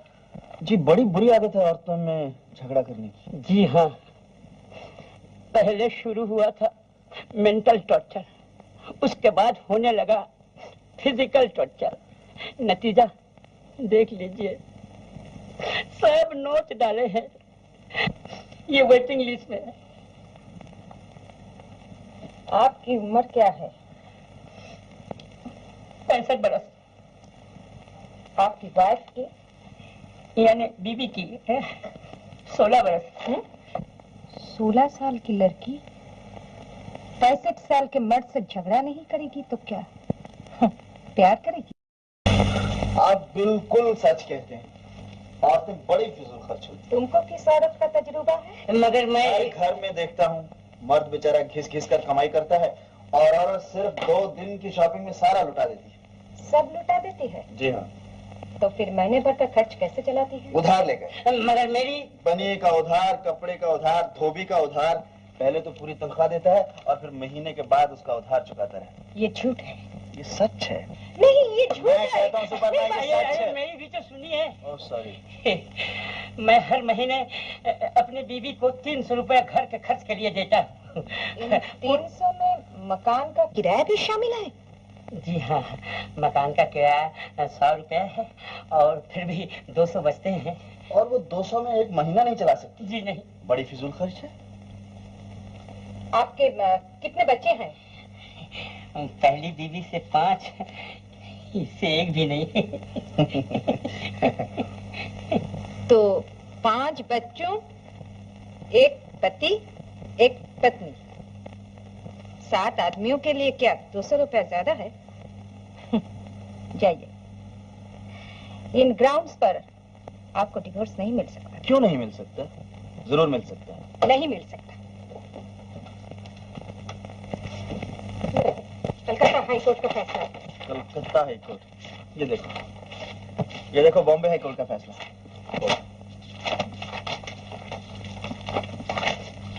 देखो Patna high court. Patna high court, Punjab high court का फैसला शायद तुमने देखा नहीं।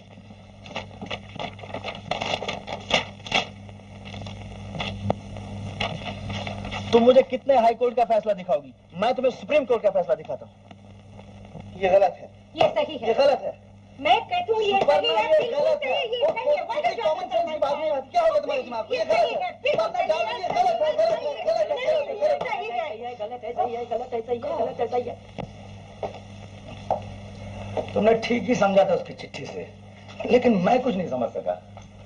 मैं माँ हूँ ना, सुपर्णा के दिल की बात मैं ही समझ सकती हूँ। हाँ। मनीष, एक बार मुझे दिखा दो उस लड़के को।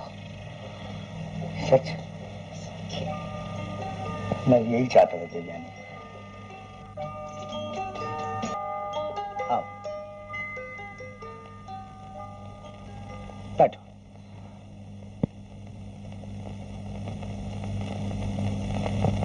बैठो।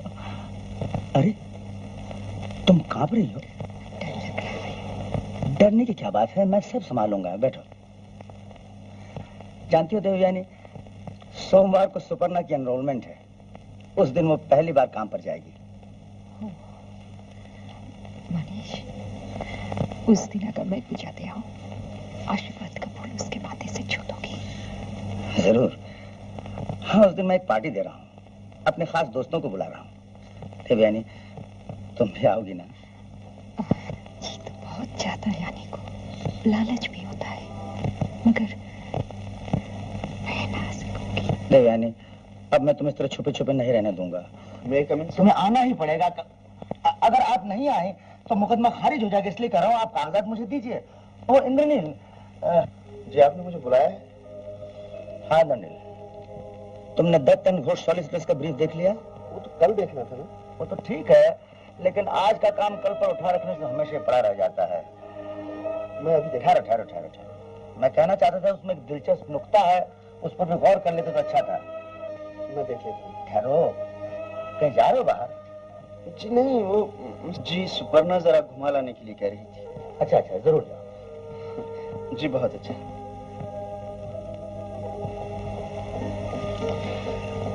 कैसा लगा? अच्छा, बहुत अच्छा। लगता है मेरी सुपर्णा के नसीब चमक उठेंगे।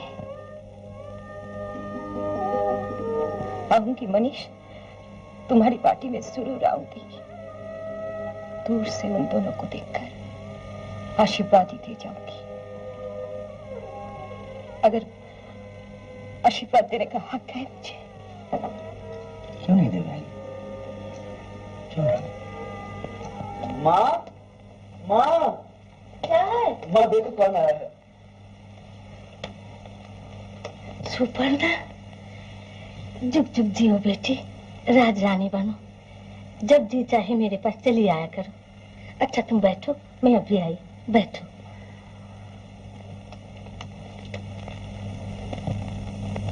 अरे उदास हो गई? बैठो ना। सोचती हूँ माएं बड़ी अच्छी होती है ना? बिल्कुल नहीं, बहुत बुरी होती हैं। कभी कान पकड़कर उठा देती हैं, कभी बिठा देती हैं, कभी कहती हैं ये करो, ये ना करो, ये खाओ, वो खाओ। बिल्कुल हिटलर की तरह हुक्म चलाती हैं। फिर भी माँ तो माँ ही होती है। पिताजी को मैंने तो कभी देखा नहीं, लेकिन माँ के बारे में कुछ कुछ याद आता है। मैं बहुत छोटी थी जब मेरी माँ मर गई। माँ, मेरी सुपर्णा का मंगल करो माँ।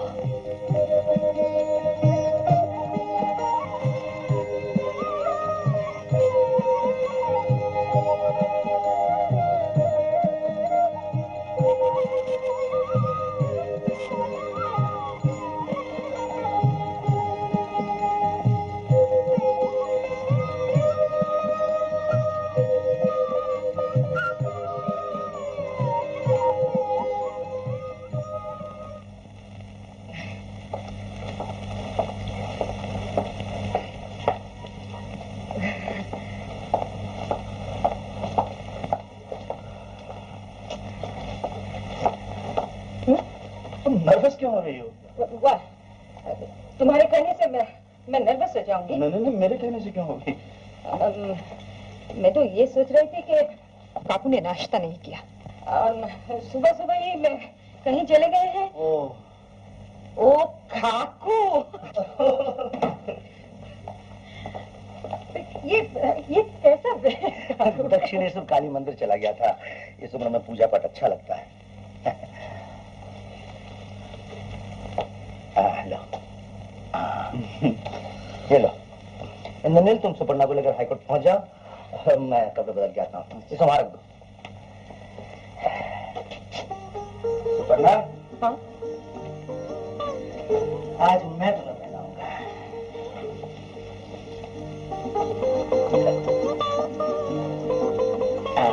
देखो, अरे बस।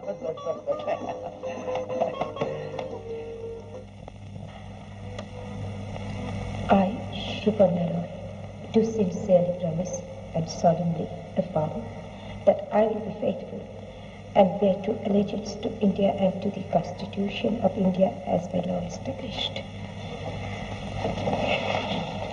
I wish you best of luck. Thank you.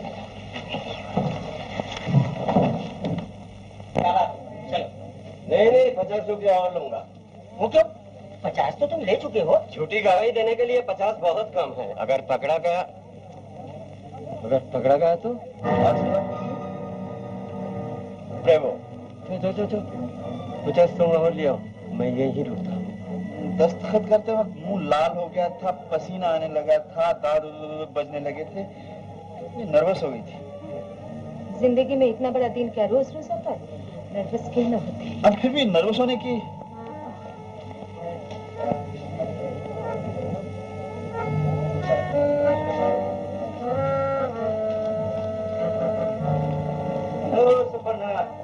Hello mister Roy, हो गया एनरोलमेंट?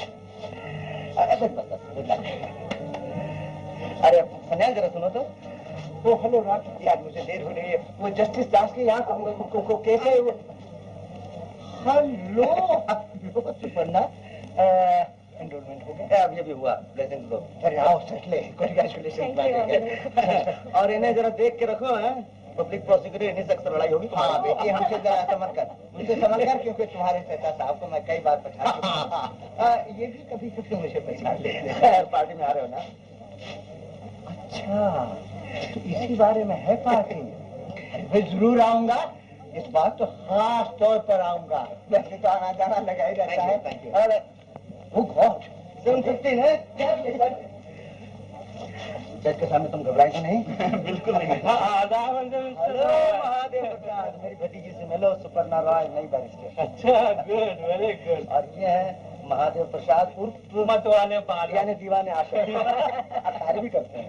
भाई ठीक वक्त पर पार्टी पर आ जाना, वरना तुम्हारे बिना पार्टी जमने वाली नहीं। अरे भाई, जिस पार्टी में ऐसी जवानी और खूबसूरती मौजूद हो, उस पार्टी में तो बिन बुलाए पहुंच जाओ।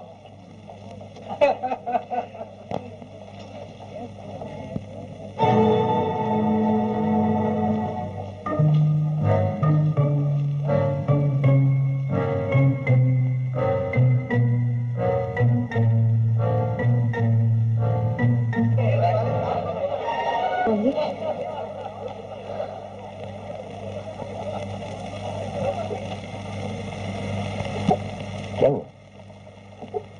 तुम्हें सारा प्रणाम कर लो। ये क्या कर रही हो तुम? जिस मिट्टी ने मुझे आसमान तक पहुंचा दिया, क्या मैं उसे माथे से भी न लूं? उठो देवान। मुझ जैसी गिरी हुई, सताई हुई, दुखी औरत को सहारा देने के लिए तुमने क्या नहीं किया? ऐसा मत कहो देवयानी, ऐसा मत कहो। मनीष, मेरे लिए तुमने शादी नहीं की, घर नहीं, बच्चे नहीं, संसार का कोई सुख नहीं दिखा तुमने। मुझे खुशी देने के लिए तुमने सुपर्णा को गले से लगा लिया, उसे लिखना पढ़ना सिखाया, समाज में मान इज्जत दिलवाई, जिंदगी की हर खुशी उसे दी। लेकिन उसके बदले में तुम्हें क्या मिला? मुझे कुछ नहीं चाहिए देवयानी। कुछ भी नहीं। अगर मैंने कुछ दिया है तो उसके बदले में जी भर के पा लिया है।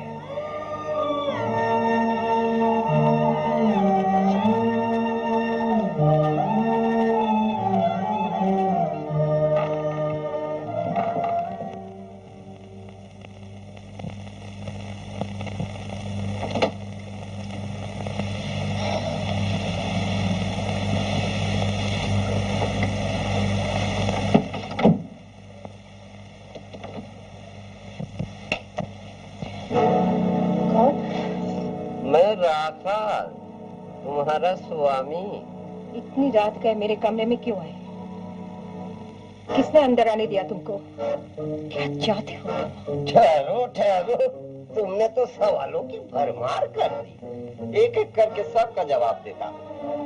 एक, अपनी बीवी के कमरे में उसका पति ही तो रात को आता है। 2, दरबान के हाथ में 10 का नोट थमा दिया था, वो चुपचाप यहाँ तक पहुँच गया। अब बाकी रहा नंबर 3, क्यों आया? इसलिए कि बार बार 10-5 रुपयों के लिए तुम्हारे पास आना मुझे अच्छा नहीं लगता। इसीलिए एक ही बार दिल कड़ा करके 50,000 रुपए दे दो। 50,000? हाँ, सिर्फ 50,000। फिर जिंदगी भर मेरी सूरत न देखोगी। अपनी बीवी समझकर ज्यादा नहीं मांग रहा हूँ। खुद ख्याल करो, मुझसे छुटकारा पाने के लिए कितनी कम रकम अदा करनी पड़ेगी? महज 50,000। यही बात कहने के लिए इतनी रात गए? मुझे परेशान करने आए हो? रुपए तो मैं अब तुम्हें 1 न दूंगी। मेरे पास है ही नहीं। तुम्हारे पास ना सही, बैरिस्टर साहब के पास तो होंगे। उनका नाम मत लो। तो तुम दे दो, वरना मुझे चिल्लाकर लोग इकट्ठे करने पड़ेंगे। नहीं दूंगी, नहीं दूंगी, नहीं दूंगी, कभी नहीं दूंगी, 1 पैसा नहीं दूंगी। रुपए तो तुम्हें देने ही होंगे, इसलिए खूब अच्छी तरह सोच समझ कर जवाब दो। रुपए दोगी कि नहीं? नहीं, हरगिज नहीं। नहीं दोगी? जाओ, निकल जाओ यहाँ से। चाहता तो नहीं था, पर अब सुपर्णा के पास जाना ही पड़ेगा। हाँ हाँ, सुपर्णा। हैरत से क्यों देख रही हो? क्या इस नाम से वाकिफ नहीं हो? मेरी बैरिस्टर लड़की को नहीं जानती? आहा, वो बेचारी अपने बुढ़े बाप से मिलकर किस कदर खुश होगी। सुपर्णा के बारे में तुम्हें कैसे मालूम? हो गया, बरसों तक छुपा रखी थी ये बात तुमने। बरसों तक चकमा दिया तुमने मुझे, लेकिन मैं भी गीत की नजर रखता हूँ। थोड़ी लिए आखिर मैंने उसे शक्ल कैसे छुपी रहती उसकी। उसी के पास जाता हूँ, जाकर कहता हूँ कि इस माँ और कैसी माँ की बेटी आई। नहीं नहीं, सुपर्णा के पास तुम नहीं जाओगे। मेरी बच्ची की जिंदगी मत तबाह करो। मैं तुम्हारे पाँव पड़ती हूँ। हट जाओ सामने से। तुम जैसी बदचलन औरतों को काबू में लाने के सब ढंग मुझे आते हैं। रुपए दिए बगैर तुम्हारा छुटकारा कैसे होगा? सुनो भाई जी, सुपर्णा के पास ही नहीं, मैं और भी बहुत कुछ जानता हूँ। अगर सुपर्णा आनाकानी करे तो मैं इंद्रनील के पास भी जा सकता हूँ। हाँ हाँ, इंद्रनील, तुम्हारा होने वाला दामाद। किस माँ की बेटी से वो शादी कर रहा है, ये बात उसे भी तो जाननी चाहिए। कहूँगा, भाई जी की लड़की को घर ला रहे हो तो पायल और विश्वास का ऑर्डर अभी से दे दो। इंद्रनील की माँ से भी कहूँगा, पन्नाबाई की लड़की को घर में लाकर खानदान का नाम रोशन कर रहा है उसका बेटा।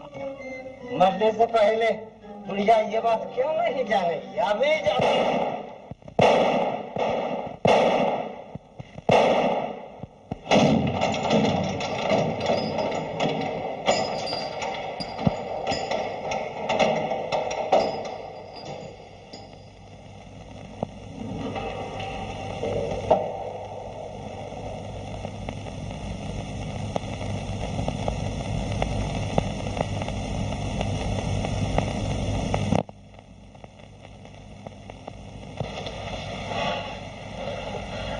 मेरी एक बात मानोगी देवयानी?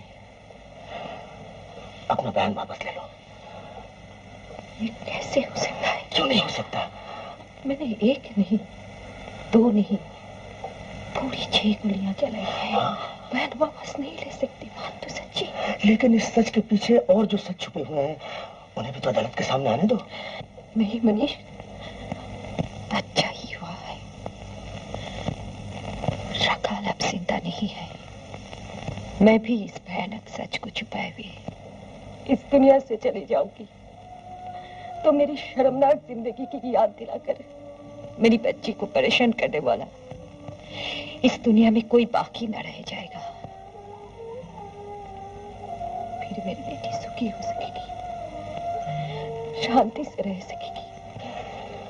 तुम ये चाहती हो कि मैं इस एहसास को लेकर जिंदा रहूं कि तुम्हें बचाने की कोशिश नहीं कर सका। देवयानी, अपना बयान वापस ले लो और कहो कि तुम बेगुनाह हो। जब तक तुम ये नहीं कहोगी मुझे लड़ने का मौका नहीं मिलेगा। और मैं जिंदगी भर अपने आप को कोसता रहूंगा कि मैं तुम्हारे लिए कुछ नहीं कर सका। देवयानी, मैंने तुमसे कभी कुछ नहीं चाहा। आज भीख मांगता हूं, मुझे कोशिश कर लेने दो। अच्छा,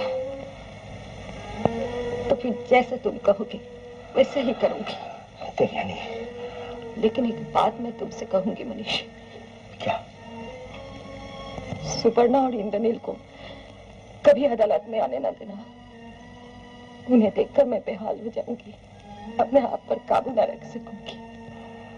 मैं सब समझता हूँ देवयानी, लेकिन ये कैसे मुमकिन है? वो दोनों मेरे साथ। नहीं मनीष, अगर उन दोनों की समझ में कुछ आ गया, अगर उन दोनों ने मुझे किसी तरह से पहचान लिया, तो मेरी सारी जिंदगी की मेहनत बेकार जाएगी।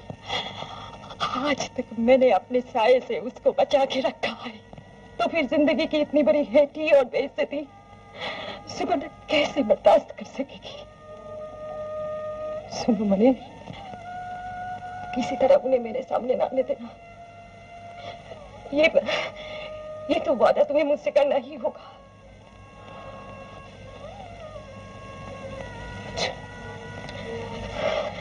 अच्छी बात है देवयानी। ओ ये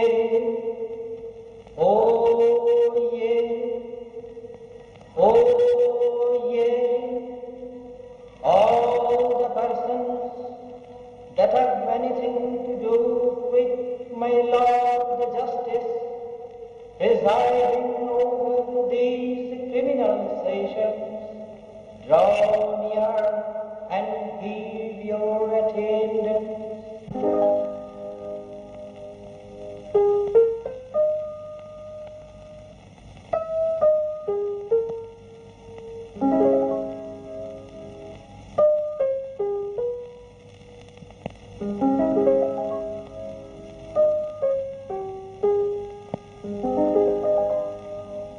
नहीं नील, किसी तरह ये बात मेरी समझ में नहीं आती। कौन सी बात? काकू ने इस केस के लिए मिस्टर गोस्वामी को जूनियर क्यों लिया? मुझे और तुम्हें क्यों न लिया? सुपर्णा, हो सकता है शुरू में ऐसे बुरे केस के लिए वो तुम्हें ना लेना चाहते हो। मुझे ना लेते तो तुम्हें ले लेते। शायद एज ए जूनियर उन्हें मेरा काम पसंद ना हो। मजाक मत करो। जानते हो, इस केस के सिवा और कोई केस नहीं ले रहे हैं। वो तो ठीक है सुपर्णा, मगर आनंदगढ़ इंडस्ट्रीज के हवन केस के लिए चौधरी और चैटर्जी ने कितनी खुशामदीद की। रोजाना 3,500 रुपए देने के लिए तैयार थे, नहीं लिया। आजकल काकू अच्छी तरह खाते नहीं, पीते नहीं, सोते नहीं। घबराओ नहीं सुपर्णा, सब ठीक हो जाएगा। साहब, बड़े साहब आ गए।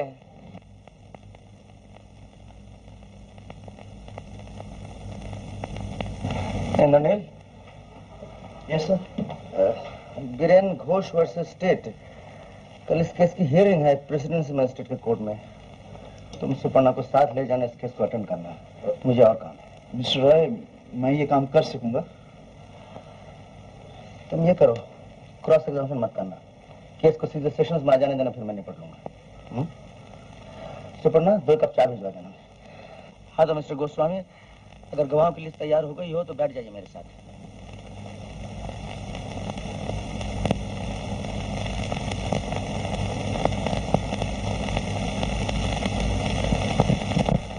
कहा कि राखाल बाबू गेट के बाहर खड़े रहते थे और तुम उन्हें रुपए लाकर देते थे। जी हाँ। यानी राखाल अंदर नहीं जा सकता था, न मुलजिमा से मिल पाता था। जी हाँ। जी नहीं। तो क्या धर्म कर्म का रास्ता दिखाने या बताने के लिए राखाल अपने साथ लाउड स्पीकर लाता था ताकि वो मुलजिमा को सड़क पर उपदेश दे सके? जवाब दो दरबान। जी वो राखाल बाबू ऐसा कहते थे। अच्छा, राखाल बाबू ऐसा कहते थे, यानी तुमने कुछ नहीं देखा, कुछ नहीं सुना? जी नहीं। तो तुम्हारा ये बयान कि मुलजिमा राखाल बाबू की बात नहीं मानती थी, तुम्हारी अपनी मनगढ़ंत बात है? जी हाँ। जी नहीं, वो सन्यासा। दरबान, क्या अब मैं तुमसे पूछ सकता हूँ कि इस तरह झूठी गवाही देकर नमक हरामी करने पर तुम्हें किसने आमादा किया? Objection, your lordship. I am afraid he is confusing the witness. Objection overruled. Proceed, Mr. Roy. Thank you मिलो। दरबान, वारदात की रात को तुमने बिला इजाजत राखाल को घर के अंदर क्यों घुसने दिया? मैं भला क्यों घुसने देता? तो फिर राखाल मुलजिमा के कमरे तक कैसे पहुंच गया? वो मुझे बिल्कुल मालूम नहीं। क्यों? उस वक्त तुम ड्यूटी पर नहीं थे? जी था हुजूर। थे? लेकिन शायद उस वक्त तुम्हें झपकी आ गई होगी, या तुम सो गए होगे, या ऊँघ गए होगे। जी हुजूर, ये हो सकता है। नहीं दरबान, तुम झूठ पर झूठ बोले जा रहे हो। मुलजिमा के मना करने के बावजूद तुमने खुद राखाल के लिए गेट खोला और इस नमक हरामी के लिए तुमने उससे 40 रुपए लिए। 40 रुपए? झूठ है सरकार, ये बिल्कुल झूठ है। ये सच है दरबान। मरने से पहले राखाल ने लिखा है कि उसने तुम्हें 40 रुपए दिए। उसने झूठ लिखा है, उसने तो सिर्फ 10 रुपए दिए थे। Point of order your lordship, Rakhal की ये डायरी बतौर एग्जिबिट के दाखिल की जाए। मिस्टर सन्याल, मैं सिर्फ ये साबित करना चाहता था कि दरबार ने रुपए लेकर गेट खोला कि राखाल की नहीं, मेरी अपनी डायरी है। I am sorry mister Roy. That's all my Lord.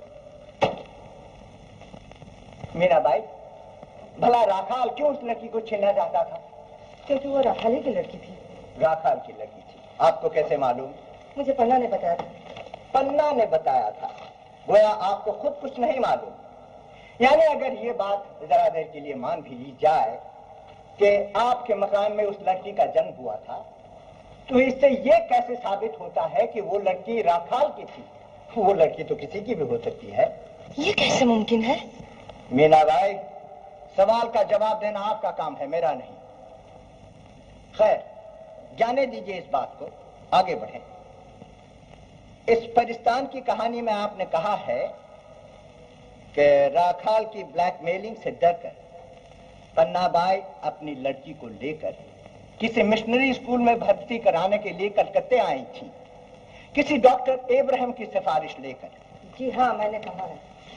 अच्छा मीनाबाई, अब वो डॉक्टर इब्राहिम आजकल कहाँ है? वो तो 10-12 बरस से मर गए। खूब। ये कहानी तो परियों की कहानी से भी दिलचस्प होती जा रही है। जरा गौर फरमाइएगा। जादू के तमाशे की तरह एक तवायफ के कोठे पर एक लड़की का जन्म होता है। इसका कोई सबूत नहीं। वो लड़की राखाल की है, इसका भी कोई सबूत नहीं। जिस डॉक्टर की सिफारिश लेकर उसे किसी मिशनरी स्कूल में भर्ती किया जाता है, वो डॉक्टर बेचारे भी अब इस दुनिया में नहीं रहे, और जिस स्कूल में वो दाखिल होती है वो भी अब मौजूद नहीं। क्यों मौजूद नहीं होगा? जरूर होगा। पन्ना उसे वहीं तो दाखिल कराने लाई थी। वहां कहाँ? नाम तो मैं नहीं जानती। क्या आपने खुद अपनी आंखों से उसे भर्ती कराते हुए देखा था? नहीं, लेकिन पन्ना ने जाते वक्त मुझसे कहा था। झूठ, बिल्कुल झूठ। आपने इस वक्त जो कुछ कहा है वो सब झूठ है। वो सब सच है। मैं फिर कहता हूँ, आप सिखाए पढ़ाए मन गढ़त बिल्कुल झूठी बातें दोहरा रही हैं।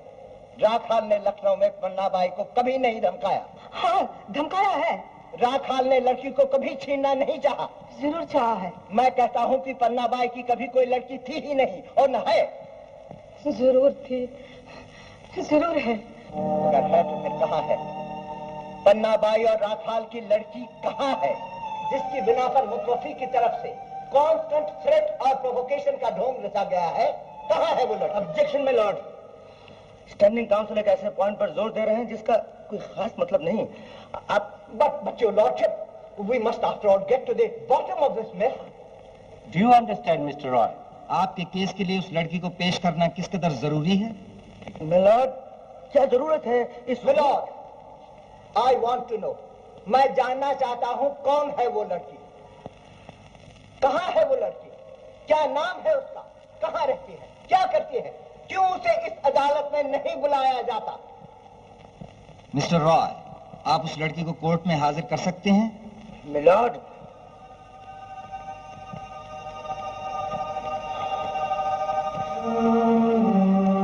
No milord.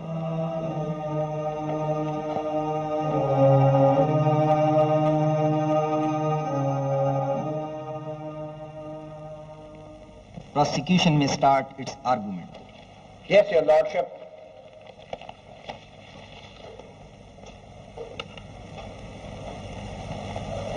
Gentlemen of the jury, मेरा ये केस बिल्कुल साफ और सही वाकयात पर मबनी है।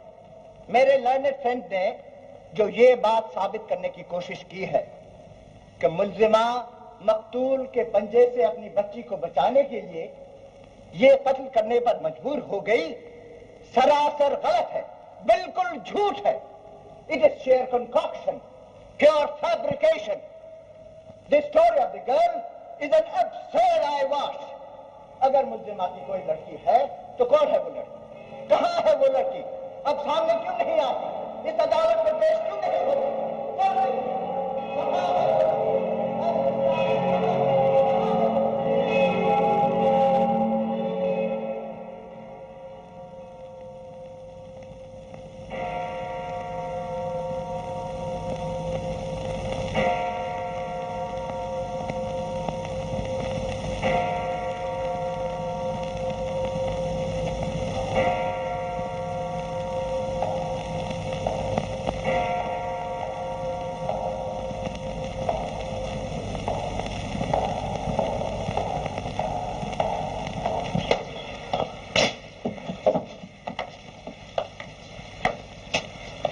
तुम जा रहे हो? हाँ, कल सुबह हमारे केस का ब्रीफ देखेंगे। उनके दिमाग में तो इस केस के अलावा कुछ आता ही नहीं। क्या वजह है? मुझे इस बात के तह तक पहुंचना होगा। तुम बिला वजह परेशान होती है, कामकाज की लगन ही ऐसी होती है। तुम्हें और मुझे जब किसी कत्ल केस की पैरवी करनी होगी तो हमें भी ठीक इसी तरह मेहनत करनी पड़ेगी।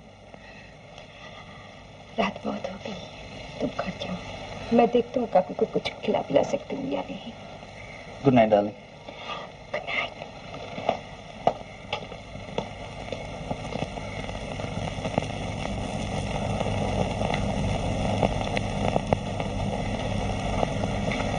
काकू, 10 बज गए, खाना कब खाओगे?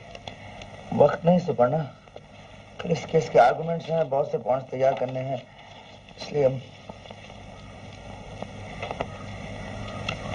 नाराज हो गई। एक काम कर, मेरे लिए कुछ हल्का फुल्का भेज दे, 2-4 बिस्किट, 1 गिलास दूजा।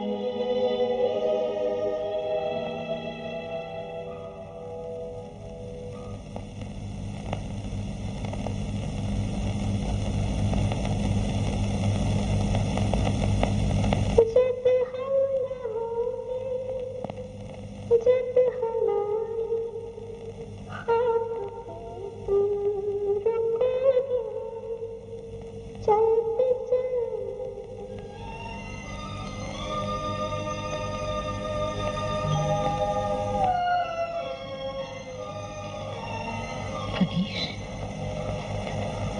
मुझ जैसे गिरी हुई, सताई हुई, दुखी औरत को सहारा देने के लिए तुमने क्या नहीं किया।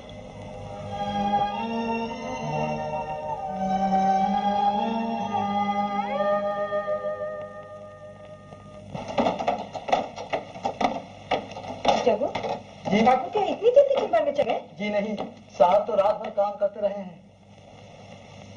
रात भर? सुनो, दो मुझे।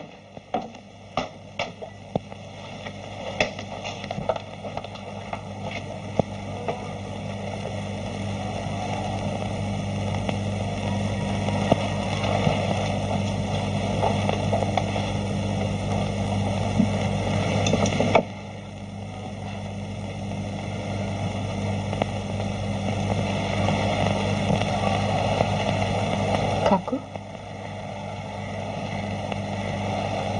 काकू,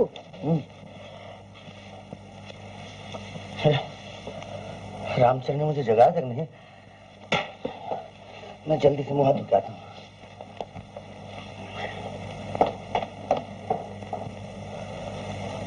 गुड मॉर्निंग।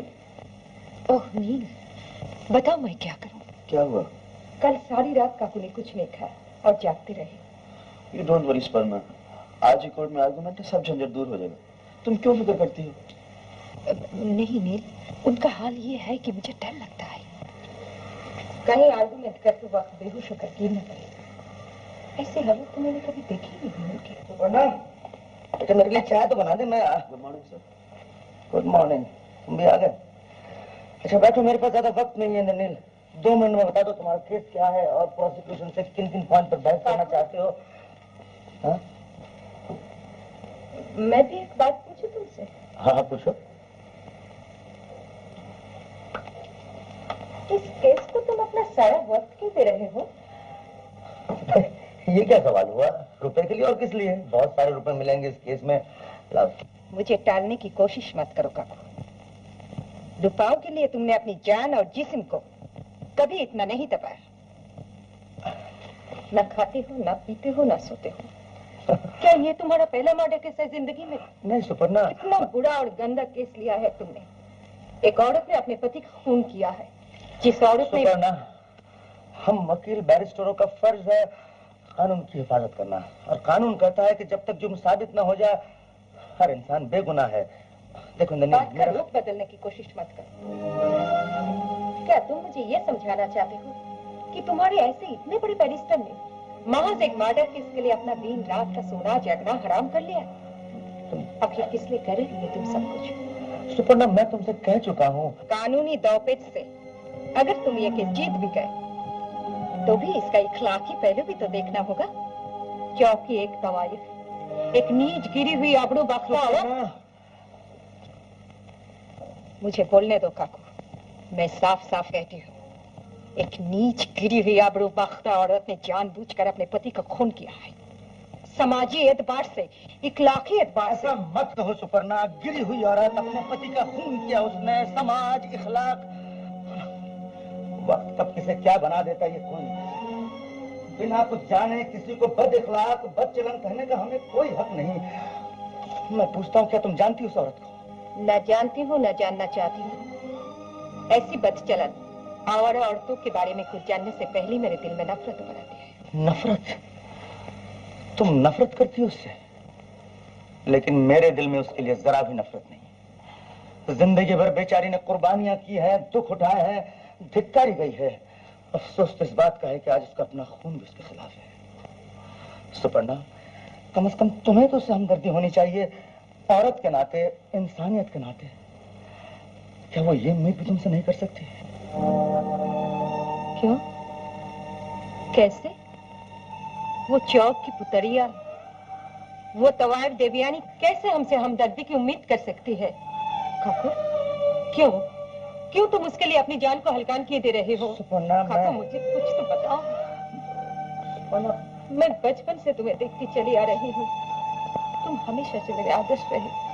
तुमने कभी किसी से बेइंसाफी नहीं की, फिर आज किसके मुंह में फंसकर तुम इतने नीचे गिरते जा रही हो? काकू क्या हो गया है तुम्हें? सुपर्णा, मुझे कुछ कहने पर मैं थक गया हूँ सुपर्णा, मजबूर हो गया हूँ। आज तो मुझे माफ कर दो। नहीं काकू, मेरा यकीन, मेरा एतबार, मेरा भरोसा, तुमसे सिखा हुआ जिंदगी का नजरिया टुकड़े टुकड़े हो जाएगा। मैं ऐसा नहीं होने दूंगी काकू। आज तुम्हें बताना होगा कौन है वो बाइज, तुम्हारे साथ हमारे साथ क्या रिश्ता है उसका? कौन है वो बाजारी औरत? बाजारी औरत तवायफ। सुपर्णा, आज वो जो कुछ भी है उसके लिए जिम्मेदार है उसका नीच बदचलन शौहर राखा। बेहतर यही है कि तुम सब कुछ जान लो, सब कुछ समझ लो, उसके बाद जो होना हो जाए। वो राखाल से शादी करने पर मजबूर हो गई थी। अपने बाप को कर्जे से बचाने के लिए उसने अपने दिल पर पत्थर रख लिया और उस शख्स के लिए अपनी मोहब्बत को भी कुर्बान कर दिया जिसे वो प्यार करती थी और जो अब तक उसे प्यार करता है। दुनिया भर का जुल्म, दुख और जब्र सहकर भी उसने आत्महत्या नहीं की अपनी उस औलाद के खातिर जो उसे अपने हैवान नुमा शौहर से मिली थी। अपनी उस औलाद की जिंदगी के लिए उसने अपनी जिंदगी को चौक की भट्टी में झोंक दिया। अपने आप को अपनी औलाद से अलग कर लिया ताकि अपनी बदनसीबी का साया तक उस पर न पड़ सके और वो इज्जत की जिंदगी बसर कर सके। लेकिन वो शैतान, यहाँ तक कि वो थक गई, तंग आ गई, बेबस हो गई। जब राखाल ने देखा उसकी आमदनी का जरिया खत्म हो गया, उसने उसकी औलाद की खुशियों का गला घोट देना चाहा और उसकी आने वाली जिंदगी को तबाह कर देने पर तुल गया। एक मासूम बच्ची के मुस्तकबिल को बर्बाद करना चाहा। ऐसे मौके पर वो लाचार औरत और कर ही कह सकती थी। मजबूर होकर उसने राखाल की जान ले ली। अपनी औलाद के लिए उसने अपने आप को मिटा दिया। सुपर्णा, क्या अब भी तुमसे खूनी खाओगी? तुम जानना चाहती थी ना हमारे साथ उसका क्या रिश्ता है और मैं उसे बचाने के लिए इतना कुछ क्यों कर रहा हूं? सुपर्णा, देवयानी ने जिस शख्स से प्यार किया था वो मैं, और वो औलाद जिसके खातिर उसने राखाल की जान ले ली वो तुम हो। Stop it! Stop it, काकू। अब पूछो कि वो गिरी हुई औरत कौन है। अब दिखाओ मुझे समाज और इखलाक का असली रूप। यंग मैन, आज तुम्हारे भी देखने का दिन आ गया है। इखलाक की नजर से, समाज की नजर से। तुम जो फैसला करना चाहते हो कर लो और छोड़ दो मुझे मेरा फर्ज अदा करने दो। Please don't disturb me.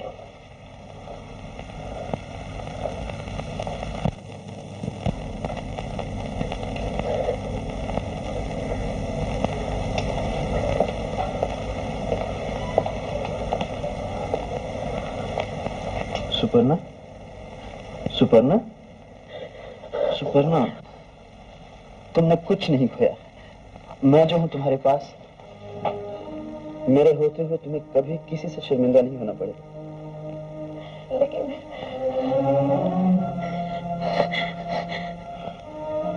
ये नहीं जानता कानून की रूह से उन्हें सजा मिलेगी या नहीं। सिर्फ यही समझ में आता है कोई गुनाह, कोई बेइंसाफी उन्होंने नहीं की। ना रोज पड़ना, आज आंसू बहाने का दिन नहीं। जरा सोचो, जिंदगी भर कोई आराम, कोई सुख चैन उन्हें नहीं मिला।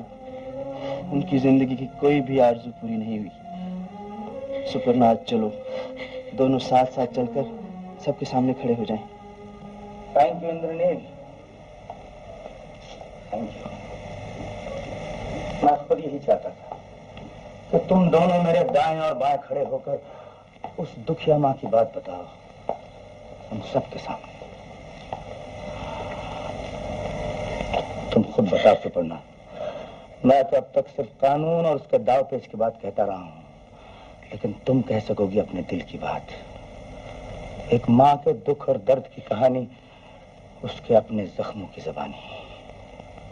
कहना जेंटलमैन ऑफ द जूरी, भूल जाइए उस रात के खून की कहानी और मुझसे सुनिए उस बदनसीब माँ की कहानी जिसकी हर उम्मीद और हर आरजू का खून जिंदगी के हर मोड़ पर बहता रहा।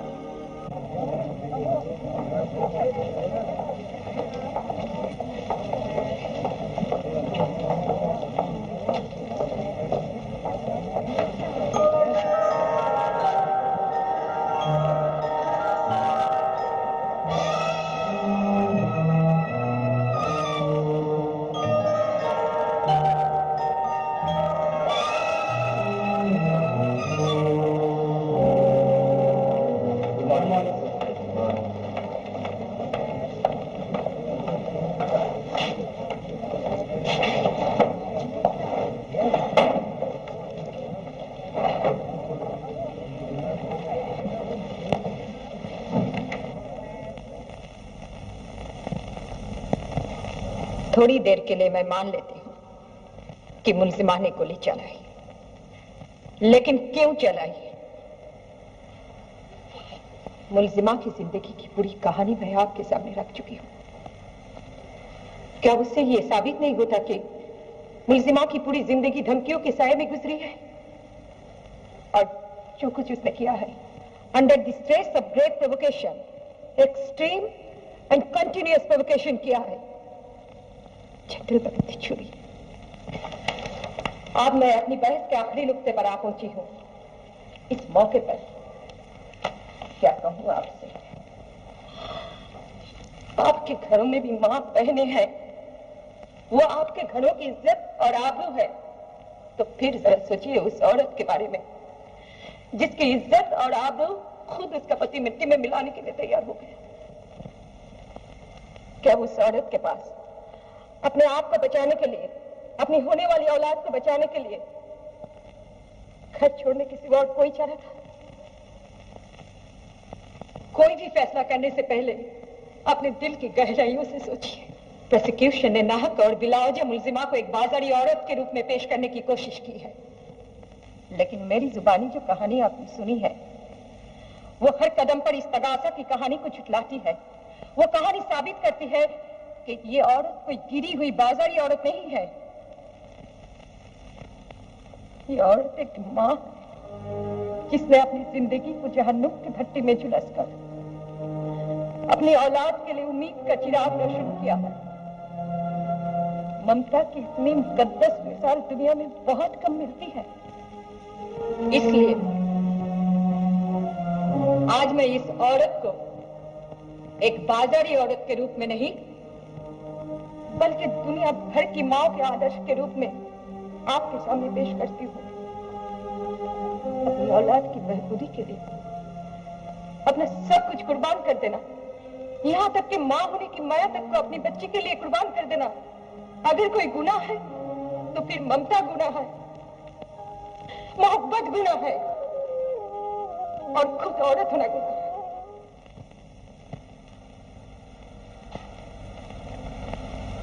Gentleman of the jury, prosecution की तरफ से बार बार कहा गया है कि वो लड़की कौन है। वो लड़की कौन है?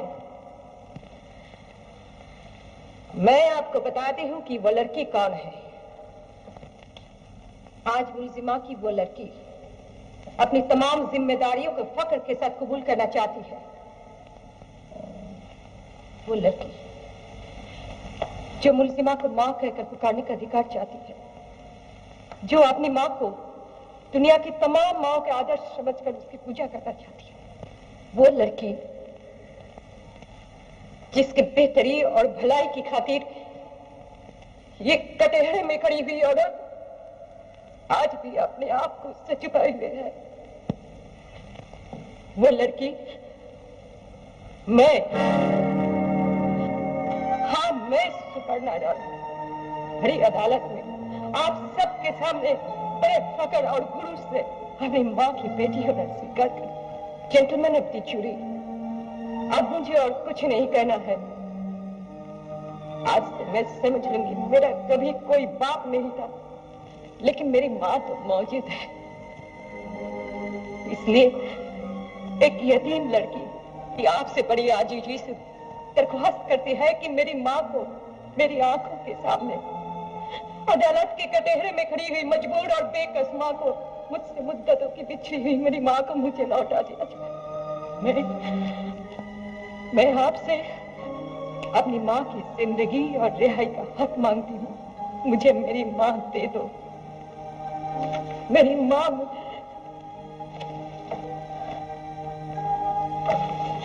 काकू,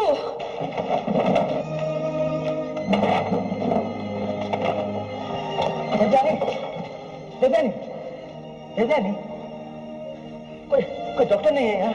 इंद्रनील, किसी डॉक्टर को बुला लो जल्दी।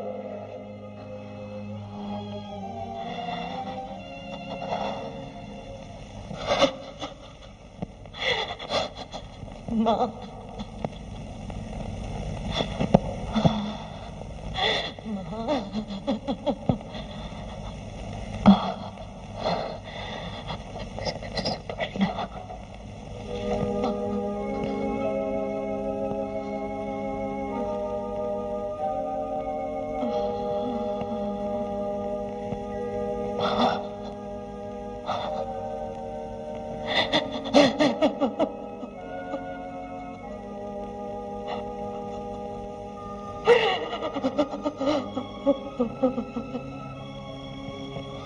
जिस तरह देवयानी मर गई, माँ उसी तरह पन्नाबाई भी मर जाएगी। लेकिन मेरी सुपर्णा सरूजा की जिंदा रहेगी, यही मेरी ख्वाहिश है।